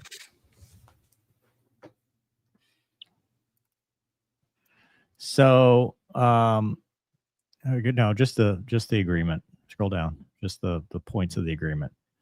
All right. ADS-B had nothing to do with the DCA mishap. Whether it was in or out, wouldn't have mattered. Didn't change anything. It is something that people have glommed onto, and they want to find the boogeyman. But whether ADS-B worked or not, because they had more than likely the ADS-B in on their iPads, because they were flying with iPads and Stratus Bucks and stuff. We have flown with those things. I don't think that would have changed anything. What I do agree with is the comprehensive safety reviews of DCA in all major mid-size airports. If you have low-level routes flying across final at an altitude above zero with aircraft landing, that's a problem. Unless you have like a red light, green light, where you can stop people and hold them at Haynes Point or the bridge, which is what they used to do, according to the guy I interviewed, it does not work. The fact that they were ever in the same piece of sky is what caused that. The fact that they were flying across and relying on visual separation with active lines of aircraft doing circling approaches and on final at night is what caused that mishap. ADS-B wouldn't change that. That's a failure of the system. That's a failure of how it's set up. New level coordination sharing between FAA and DoD, that was part of the hearings that came out, the NTSB hearings, and that is absolutely valid. The fact that nobody knew that they'd had all these near mid-airs over the last 5 years and more is a foul. The fact that the Army had no idea, the fact that everybody had their little pockets of information and nobody was sharing stuff. So 100% that needs to be addressed. That is a thing. Demands Army accountability and audit, whatever. I mean, yeah, sure. But the closes the ADSB out loophole. I remember when we got ADSB out in the T-38 because they had to spend a whole bunch of money on these old ass airplanes to put a new Mode S transponder so that we would be compliant by the deadline. It helped us because it actually gave us poor man's data link with the iPads, but it was a cost. And when you start talking about fighters where, you know, everything has to be run through testing and evaluation and stuff like that, it's not cheap and it's not fast. Having ADSB out could be a security concern for certain aircraft. And we may not want to broadcast, because here's the problem. And I see this all the time on these open source intel stuff. They are broadcasting everything we're doing. If you are squawking with an ADSB track, all they do, I mean, they're flight aware watchers. And everything, the B1s that are going down to Venezuela, or, you know, when we did the Operation Midnight Hammer, that actually worked in our favor because they did the feint. They sent a bunch of B2s one way and then went the other direction and dropped warheads on foreheads. So there's a security aspect to that for military aircraft. It would not have changed this incident. This incident was terrible. I understand the grieving of the families and the passengers and everybody that was affected by this. It's horrible that they had to experience this, but the root cause goes back to the structure and the fact that we're shoving so much air traffic into one small area so that the senators and the congressmen can have their airport right next to where they are. You don't have this problem at Dulles, even though there's the same routes that go across. Now, sometimes there are potential problems anytime you're mixing various types of aircraft. We saw it at Eglin. When you mix airliners and fighters and helicopters and whatever, you see that. And air traffic controllers have to earn their money like that. But when you design to fail, you have failures. And no amount of technology is going to fix that. I do think it's good to have ADSB in general. But what I am thinking about is the poor general aviation owner that will now have to go get ADSB piped in to his steam panel aircraft that he was once exempt from, just to appease some senators who think this might help, and it's not. The best see and avoid is your Mark I eyeballs looking outside. You're never going to beat that, because when you have a traffic thing, the first thing you should be doing is looking outside, and everybody wants to look inside at all the technology. It's all the drill cup for a reason, right, Gonky? When you radar lock somebody inside of 5 miles, where should your eyes be inside of 5 miles when you got a radar lock? Outside. You know, I mean, that's what we know as people that have done this for a living at high speed. Yeah. So, I mean, I don't know. I hate knee-jerk legislation, and that's what this feels like. This feels like we got to do something, and we're just like trying to. Well, that's why. I mean, that's what anything. they did. They've done something. Now put that bad boy to bed, and Yeah. I mean, like we said in the past, dude. ADSB, I mean, would have prevented this crash. I mean, debatable, but I agree with you. No, so.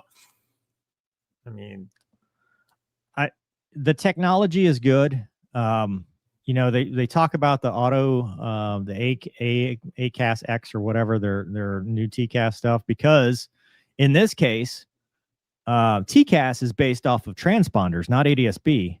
So if both aircraft had TCAS, it still wouldn't have worked, because one of them was in the landing environment and doing, and ignoring it. He got the traffic, but they ignored it. So ADSB doesn't give you a traffic. Now, if they do this advanced thing, maybe, but then what's going to happen? You're going to have traffic, go around. We have to go to the root cause. And the root cause to me is the setup of this route. It was a ticking time bomb, and eventually it caught up with everybody. And it's awful. It's terrible.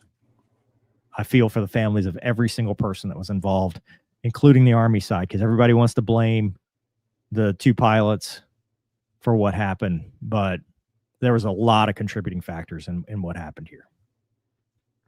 Yeah. Yeah. Well, I mean, yeah, dude. I don't know.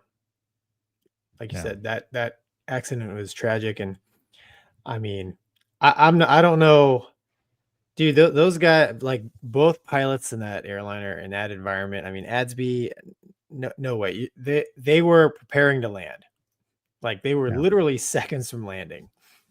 Yeah. Now, the only thing that would have prevented this would have been a go around with a traffic point out.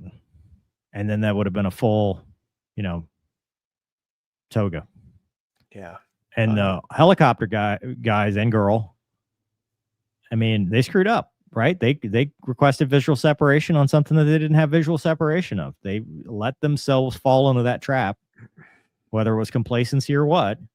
But backing it up even further, we should never have accepted that level of risk. You should never put 2 aircraft within the flight path of each other and say, well, you know what?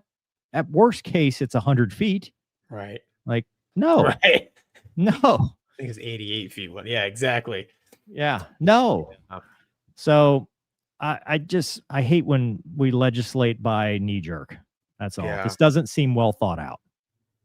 Are you surprised? Of course not. Of course not. Dude. Yeah. Well, there you go. There you're starting to use ADS-B data to charge GA pilots landing fees, enforcement actions, other things the system was not intended for. Oh, dude. Yeah. Big brother. Ah. Yeah. Wait. Yeah. That's how you kill off GA. You kill off general aviation. Yeah, that's how you kill off grassroots GA. Exactly. Well, I think of the R-22 I flew. Right, the panel, none of the panel stuff, like the airspeed indicator barely worked. Where are you going to put an ADS-B? You have to have a display. Like what good is ADS-B in if you have nothing to there? What is it? You have to have some kind of moving map or something, a little scope. Something's got to be there to display it. Otherwise, what is ADS-B in? I didn't even think about the GA aspect of it, to be honest. Yeah, that's terrible. Dude, 100%. There's going to be a whole swath of GA airplanes, right or wrong, that are just not going to comply. No.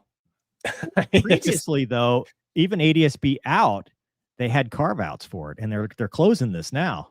But GA had carve outs. You couldn't fly in certain airspaces, and you as long as you avoided certain areas. But that's going away. Mm-hmm. So that's gonna cost money. Now, out is easy because a lot of them have changed out. Like the helicopter I flew, the strobe was an ADS-B out and a strobe. It's like that's where they put the transmitter.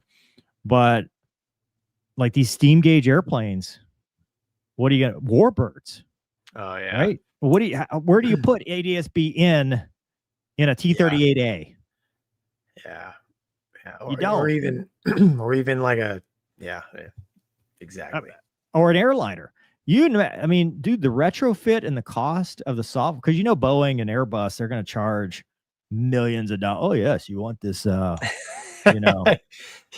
There's only one way to integrate this, and it's kind of pricey. Yeah. Sorry. You already have TCAS, but that's a different system. Yeah. We're going to have this other one, and it's going to be demonstrated by a triangle instead of the chevron. And now all of a sudden that's another $2 million in aircraft. So yeah, dude.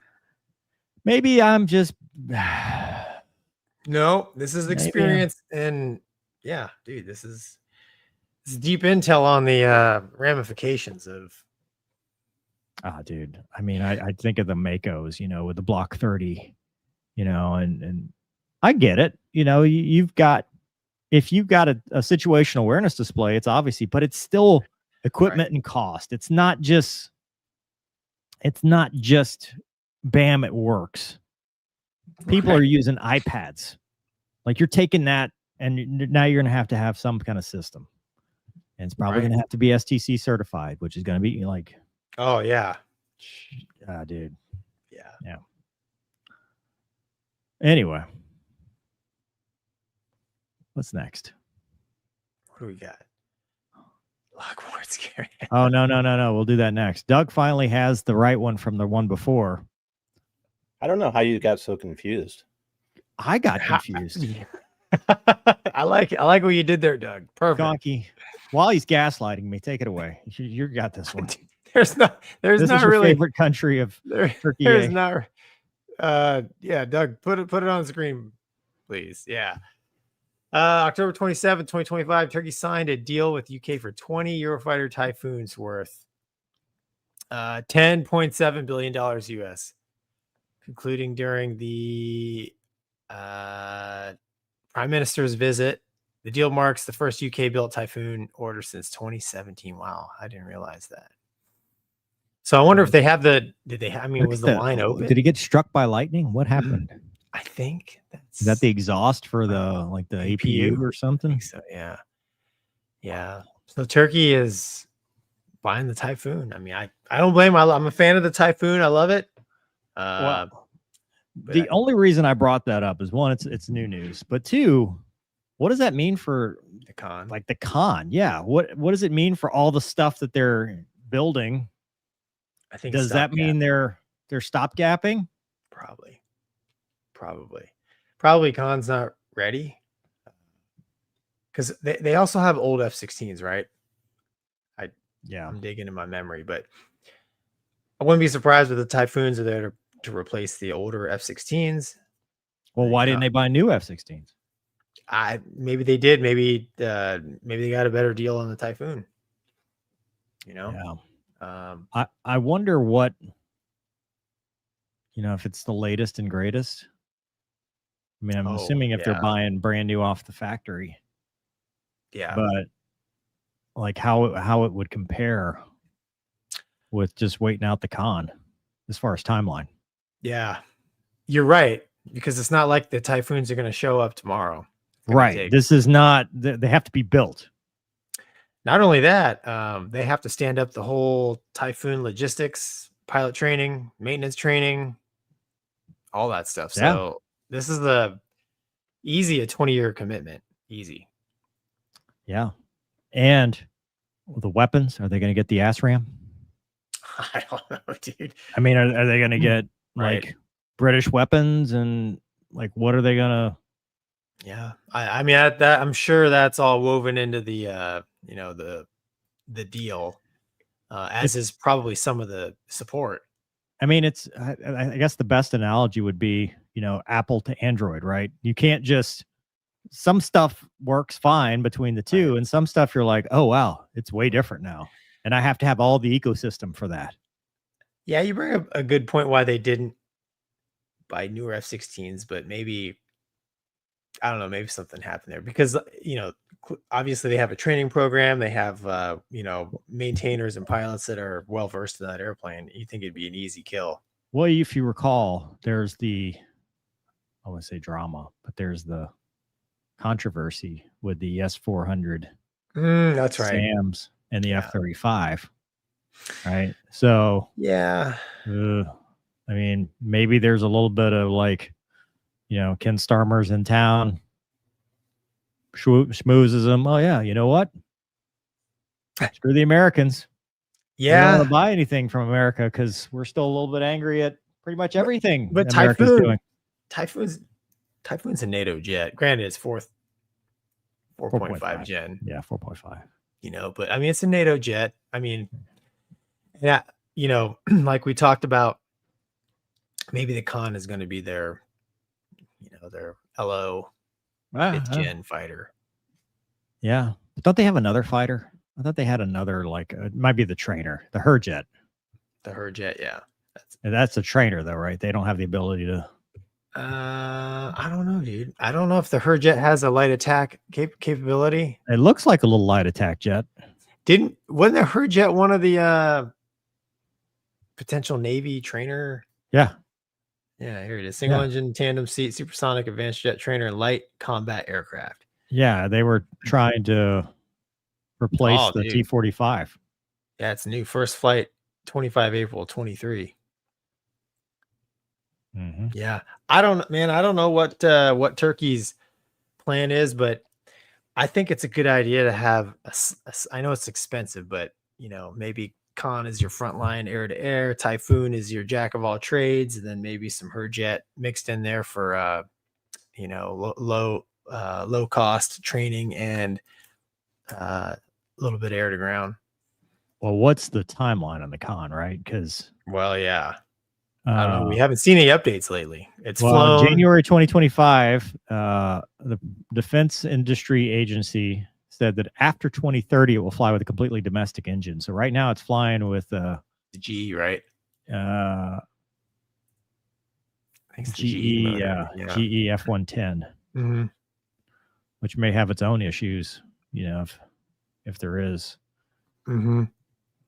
So they expect to deliver 20 Block 10 aircraft to the Turkish Air Force in 2028. You're not going to beat that time, are you? Well, close. Dude, that's projected, right? Yeah. I mean, yeah, usually projected usually slides only one way, and it's not earlier. So yeah. Interesting. It's only a Mach 1.8 aircraft. Yeah, well, when they can't see you. Yeah. Well, it's the F-35 is the same way. Yeah. Yeah. Anyway, sorry. Do you have something else for that? No, probably a function of stealth intake designs. Don't want to use a ramp, so they got to use funky shapes like the Hornet. But anyways, so I've got the scariest video you'll see this Halloween. Hit it, Douglas. Ah!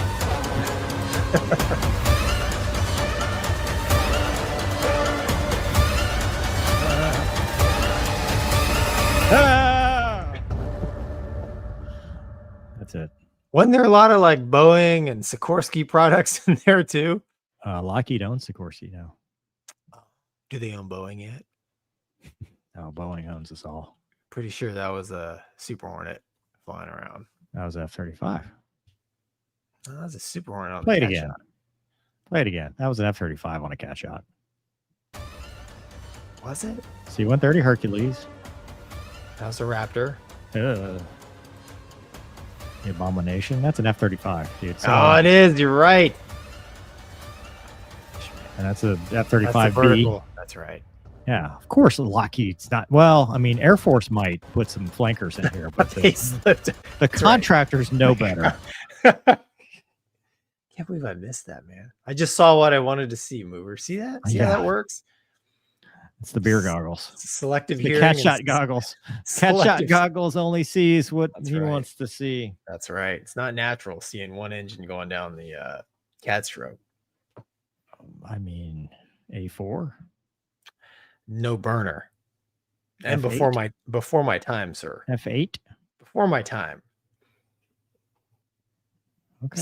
Since the F8 days, they're like, we shall have. I mean, it's horrific to see that clamshell thing. Yeah. It's like something out of Alien. The 60? Yeah. Yeah, it's terrible. I agree. Put people in it. Put people in it or don't talk to me. Right. Feel good story, Gonky. Egg Boy. This is good. Egg Boy Saga. Yeah. There's I don't know. You want to play the video or not? No, we just talked about it. It just turned blue and I can't make it stop. Oh no. Make it large, sir. That is. No, that's a yeah, so vision's going bad. He needs the jitterbug. Friday, October 3rd, 2025, the famous Seth Egg Boy Holloway. He's a lifetime EA member, received his coveted Wings of Gold. So he's a Meridian flying a T-45, and now he is on his way to NAS Lemoore to fly the Super Hornet. So the feel-good stories, we'll put the link in the clip here, but there's a cool clip of him when he was a kid back in 2012. Yeah, he sold 116 dozen eggs from his family farm to get a ride on a B-17 aluminum overcast at Oshkosh. And back in 2012, they did a little video of it, and his dad's there, and I guess his dad's father was a Vietnam helicopter pilot, got shot down a couple times, and it's cool. the little boy gets on the B-17 and man, they let him right up into the cockpit, almost on the pilot's lap. And he just talks about how one of these days he wants to be a pilot, and his dad's like, he wants to go to the Naval Academy. And it's just cool to see it happen. So if you scroll down a little bit, Doug, this is him getting his wing. So he's Lieutenant JG, which tells you it's taken a long time to go through pilot training these days. He's already got some medals. He's been there so long. So, but yeah, congrats to him. And it's cool. Literally, like when in the video of him back in 2012, when he's getting out of the V-17, the guy shakes his hand. He's like, dream big, kid, make it happen. And then, of course, here he is. So it's cool, man. I like it. What do you think, Mover? So it's too bad he didn't sell the eggs like during our egg crisis last year. Because 1,392 eggs last year probably would have bought him a B-17. Yeah, I bet he's kicking him. Like as soon as he saw the egg prices go up, he's like, "Damn it! I could have got more than a ride." You can't time the markets, man. That's not good investing. Dude, go on. No, I think it's cool. They should have put the show about him, man. Eggman. Yeah. Do you think that's going to be his call sign? No chance. Okay. No.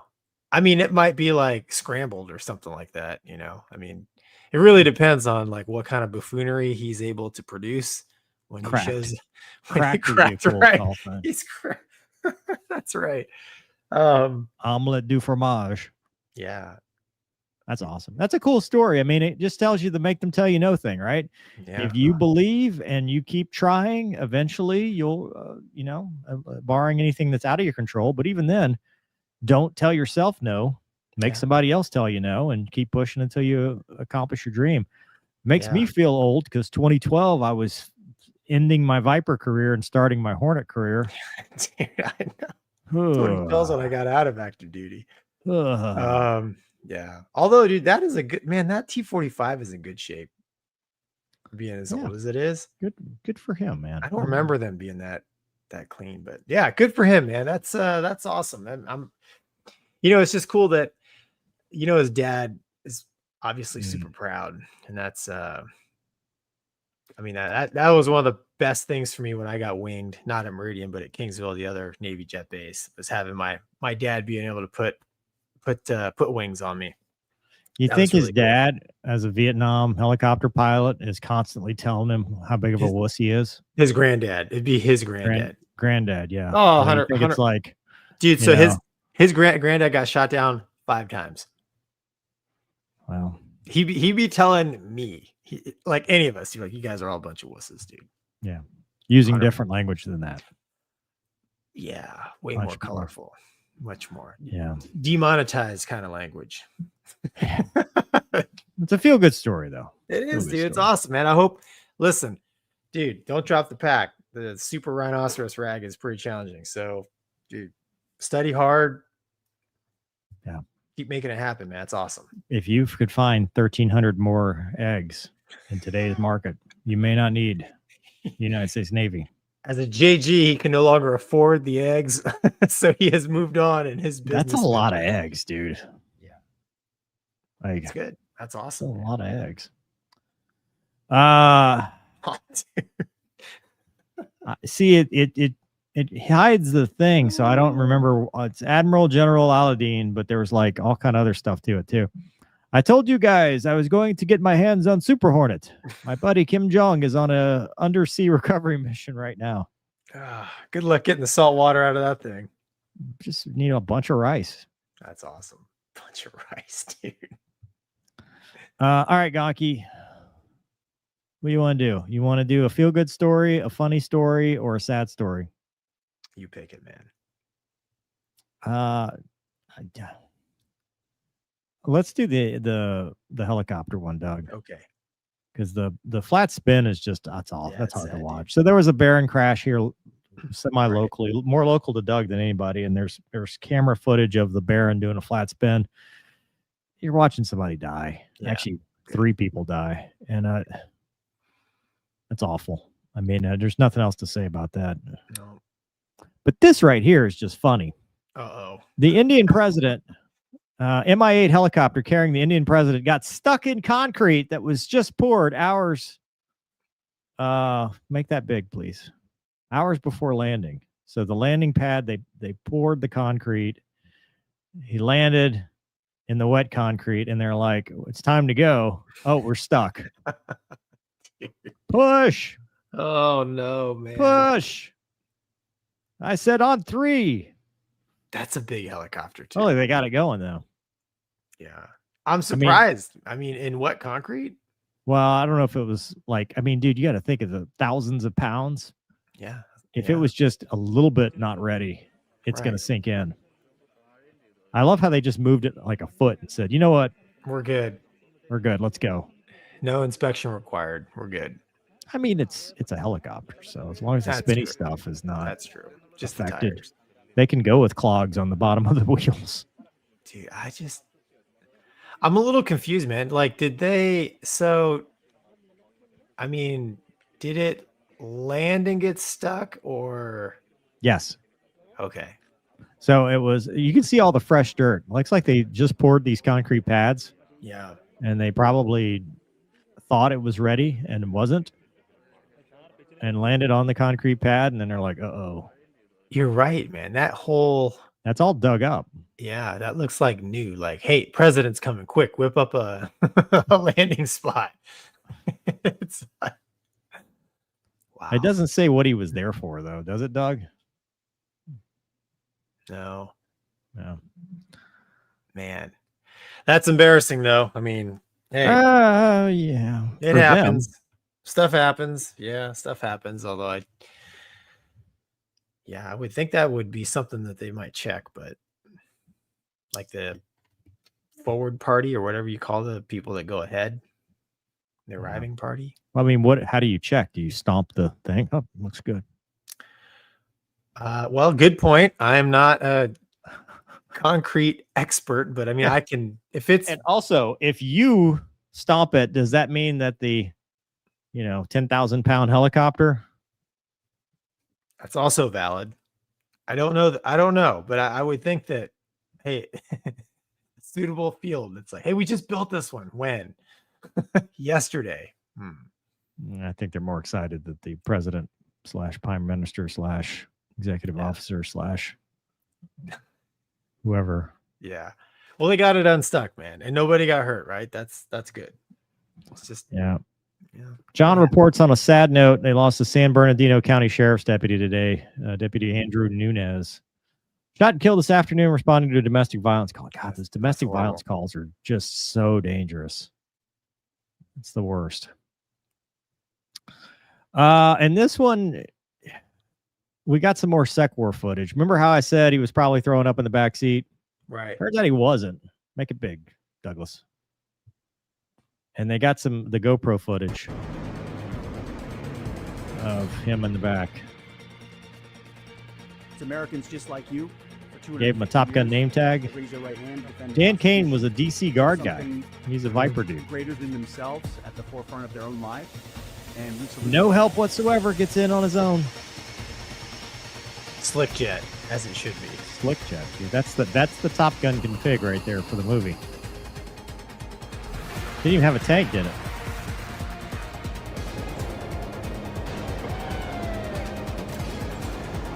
Nothing. And Fat Amy. Boo. Do you think he got a gun skill on Fat Amy? Probably. They let him fly. Sir, you got this. This is easy. Trust me, it's easy. Don't worry. This is easy. I'll talk you through. I like how they gave him a clear visor and sunglasses. sunglasses. Yeah, dude, he's wearing the Maverick. That's what Maverick had in the movie. He probably has all the gear. That's awesome. It's like the Jolly Rogers are at SFARP. He says, I see why you want to get back into it. I wonder if I didn't even pull my mask off. he's going to get a qual on the Viper. So the rest of the world, you're going to get 250 more years of this whoop ass. Nice. War. That's cool, man. I don't think he puked. I think he's true to He his looked word. like he was in very good spirits. I wonder how many times he did incentive rides as a journalist. I bet you he's done it before. Did Kane and him fly at the same time? Yeah, that's why he was wearing the stuff. Oh, did they fight? Kane was in a Viper, I think. That's what I'm saying. Did they fight? That would have been cool. Do you win or lose against the Sec War? Or okay, not a full, like just a demo, a couple turns. That would have been cool. Yeah, Because you could have had, you know, Kane could have been like Raisin could have been flying himself, you know. yeah, but they probably threw him in the back seat unless they gave him a qual. Backseat has controls, right? Yeah.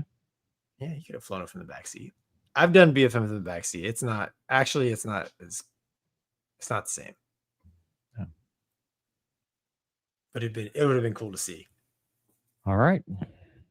Well, it's mental health minute time, Gonky. Well, first we got a couple people, so I want you to prepare your speech. But Brian Chevette Racer says, I think they had to divert and ended up on the soft pad. Well, there you go. Oh, looky there. All right. Well, good on them. Stephen Billing says, thoughts on the ATR carrier landing at London Heathrow? I don't know about that one. Well, any landing you can walk away from. Yeah. Usually all those crazy landing videos from airports is, you know, like we kind of talked about earlier, it starts from some sort of slightly or very unstable approach. Or you just can't flare. Or that. It's an ATR though, man. That thing, you fly it down onto the ground, right? Straight wing, turboprop. It's high wing. Yeah. Nate says, not to intrude on Gonky's turf, but have you considered a children's book about the superhero dogfight, brother? I don't know how to write in Chinese yet, so that'll be Gonky writing it for me. It's in the works. It's in the works. Mach says, end of night feel good story for our airline pilots out there or anyone who can afford it. Buy your local air traffic controllers lunch or dinner. They have a stressful job and deserve it. But don't do like Moxie and ask them to dinner over the radio. That's true. When they hand you off. That's true. That was creepy. Don't just know your limitations, because I know airline pilots, we kind of don't have that social acumen, if you will. Yeah. Yeah. You're not in a room just two you talking on the radio. There's actually a lot whole bunch of people listening. Yeah. Don't meow on guard. You know what? Take some time off from the meowing just for now until they get paid again. Let's do that. I love it. All right. Send it. What? Stay hungry. I All right. So Mover and I were talking a little bit about, hey, what's mental health going to be? Because we haven't had one in a while. So I didn't mention it, but I'm rolling into day 2 of a 72-day fast. 72 days? 72 hours. Sorry, jeez, I can't. Yeah, I'll die. 72. Thank you for that catch. What day are we on? It's already affecting me. Not only misread the instructions and starved himself to death. Instructions unclear. Dude. Hey, perfect. Words mean things. Yeah, they sure do. Words units of measure. How many bananas is that? Anyways, so I'm rolling into day 2 of this just drinking water. And it's like all day today, man. I'm just trying to do things to take my mind off of food. It's weird. The body's weird. And actually, I was thinking today while I was underneath my truck working on it again, that, you know, just like I'm hungry for cheeseburgers, bacon, you name it right now, man. You got to stay hungry in life, man. Right? You got to find something that consumes your mind and your time, pulls you out of bed every day and makes you want to get up and make something of the day. And I know you and I have talked a little bit about this offline. We've had it's been a pretty good year overall, tapering off here towards the end. HIPAA, Gonky, you can't tell people about HIPAA. No details, but I'm just saying, like, you know, when you have some wins, you tend to ease up on the gas a little bit, maybe drop the pack a little bit, and you kind of lose some of that hunger. And then things start to go sideways. And a lot of times you don't catch it right away. So, you know, my advice to anybody out there that's just kind of in a lull in life, you know, maybe just kind of taking the day as it comes, you know, do something, take some action, take some massive action, try a 72 72-hour 3-day fast.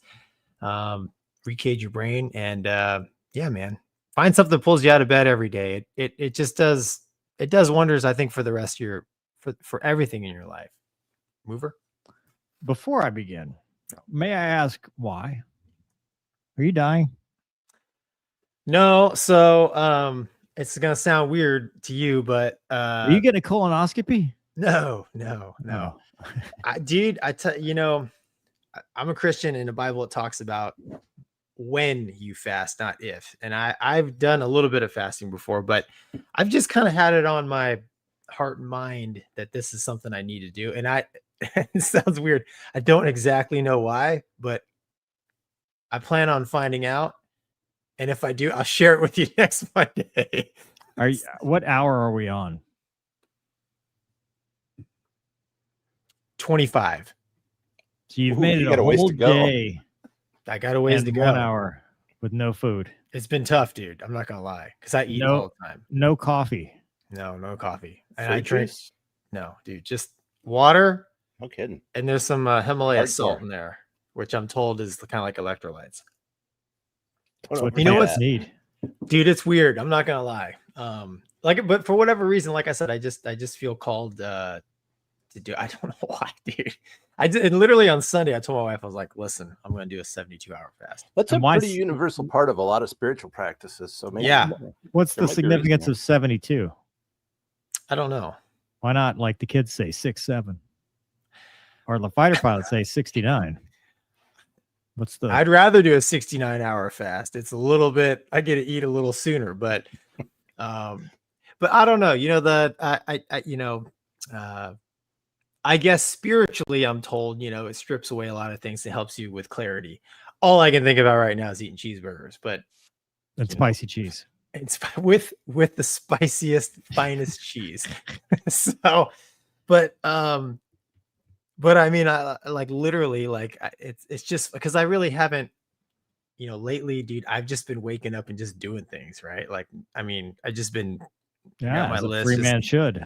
yeah, but checking things, but no real hunger, And it's weird. I'm under my truck working, and I'm like, it's literally in the hunger's in your belly, right? And I'm like, oh yeah, like I let off the gas a little bit, I think, in things in general. So,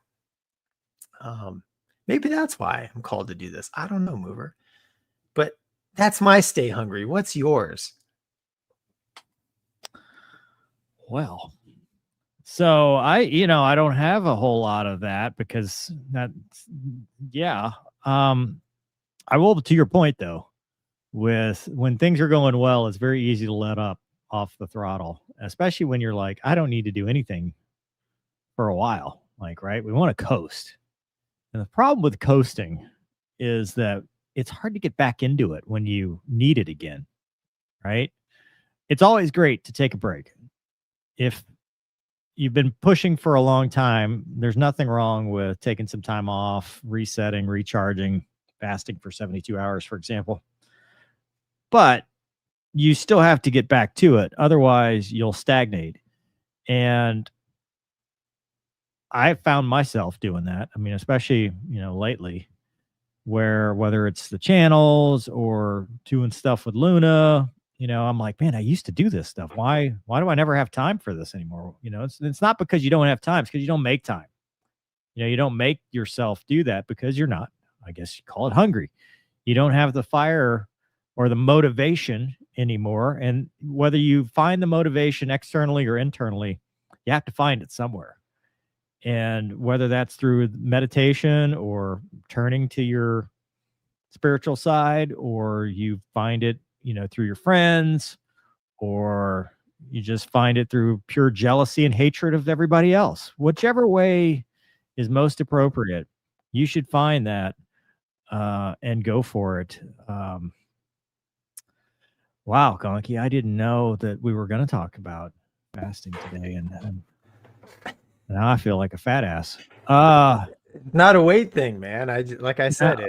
I tell you what, man, like I don't really have any hunger pains, but the mental, and I consider myself You should finish this up with that colonoscopy, because somebody in the chat said it's a 3-day fast. just knock it out while I got Yeah, it. while you got it, just go ahead and get that done. I mean, that'll Save you a help. lot of pain on the backside later. Yeah. It's a mental game. 988, call 911 if you think you're going to hurt yourself or somebody else. Assets are available to help you. Doug, what do you have, man? Well, it's hard to follow that up, but especially with what I'm going to say.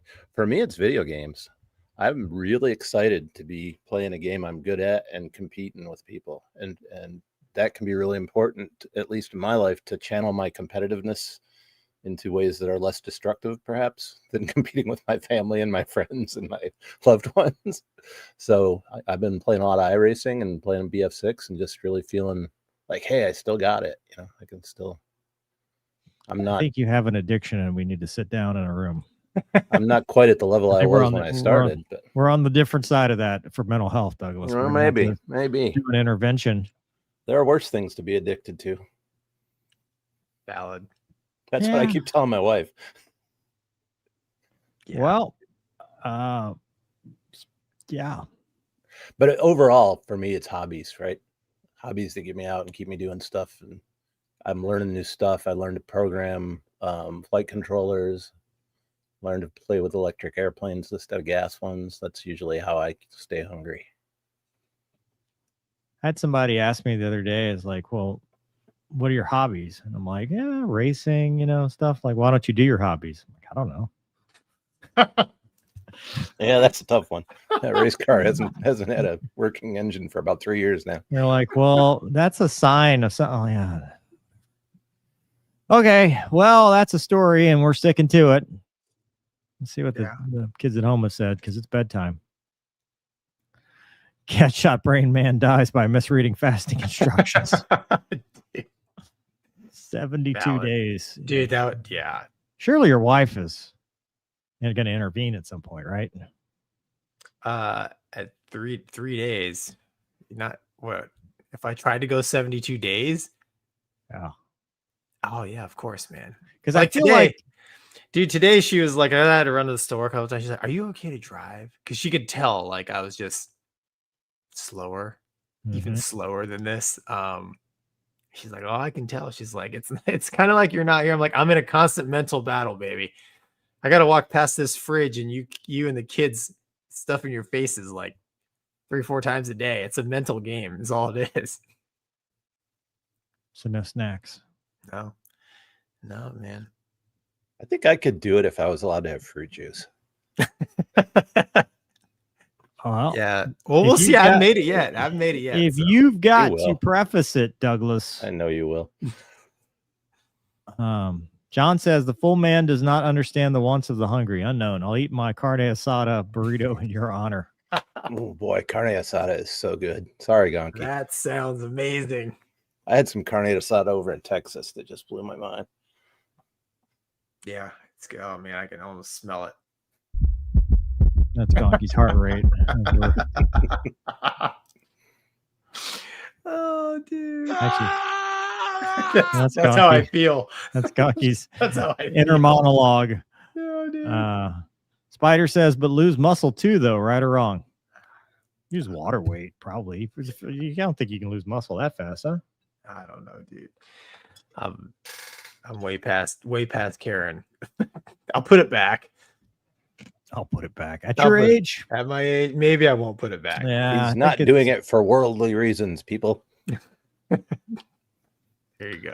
Aaron says you're supposed to go 40 days, Gonky. Listen, man. I'm just a man. That's all. I'm not doing the 40. No chance. Crazy Pete says, you got this, Gonky.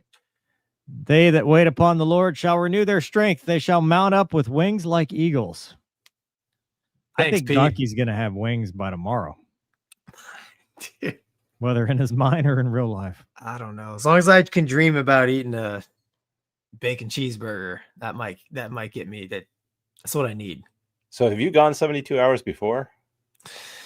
On I purpose. can't remember, but in survival school we went 5 days. I wouldn't purpose. recommend breaking it with a bacon cheeseburger. Just No, I know. So when I got back from SEER school, man, like we went 5 days, and the only thing that I ate was a little cup of basically rabbit broth with a couple There you vegetables go. in it. There you go. But that was like day 3 maybe, and then I didn't eat anything else. And then we got back from that, and the first thing I did is I went to In-N-Out Burger and I got a double and a large chocolate milkshake, and dude, it made me sick. Go to Whataburger and get a Dr. Pepper blackberry shake. Yeah, what you're saying is you can't go crazy when the fast is over, which is Make true. you 'Cause pretty unhappy. I did that and it made me sick, man. I couldn't believe it. Well, look, people have done this before. Things get weird at about 36 hours, and past that, food starts to lose its appeal. Look at that. You may be fixed forever. I don't know. We'll see. I'll report next week about, Start working on a eulogy.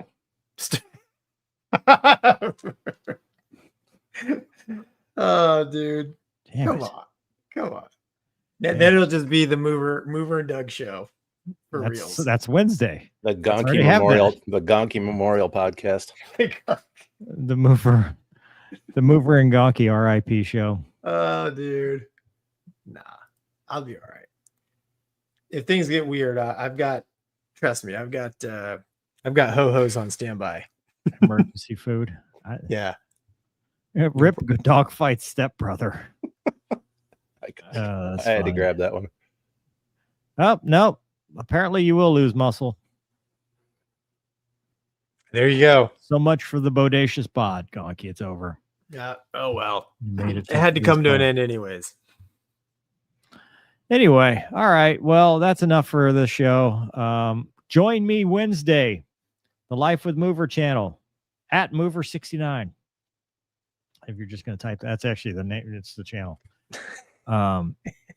With my special guest, the SWAT sniper. We're going to talk about other things not related to what we talked about today, although we kind of went off the rails here, went very non-aviation. Hey, okay. You should call in on Wednesday and let me know how because it'll be over by then, right?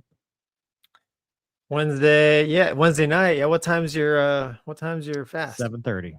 Oh yeah, dude. Or the show. Sorry. See, I'm already losing it. Yeah. You're right. Maybe I will chime in. I want to do a call in at hour 72. Hour 70. You might not be able to understand me with the Twinkies I'll have rammed into my I can't hole. wait for hour 72. That's going to be anyway. All right. Well, good night, everybody. Yeah, Thanks good night, for everybody. watching. Thanks for watching. See you next week. Bye, folks.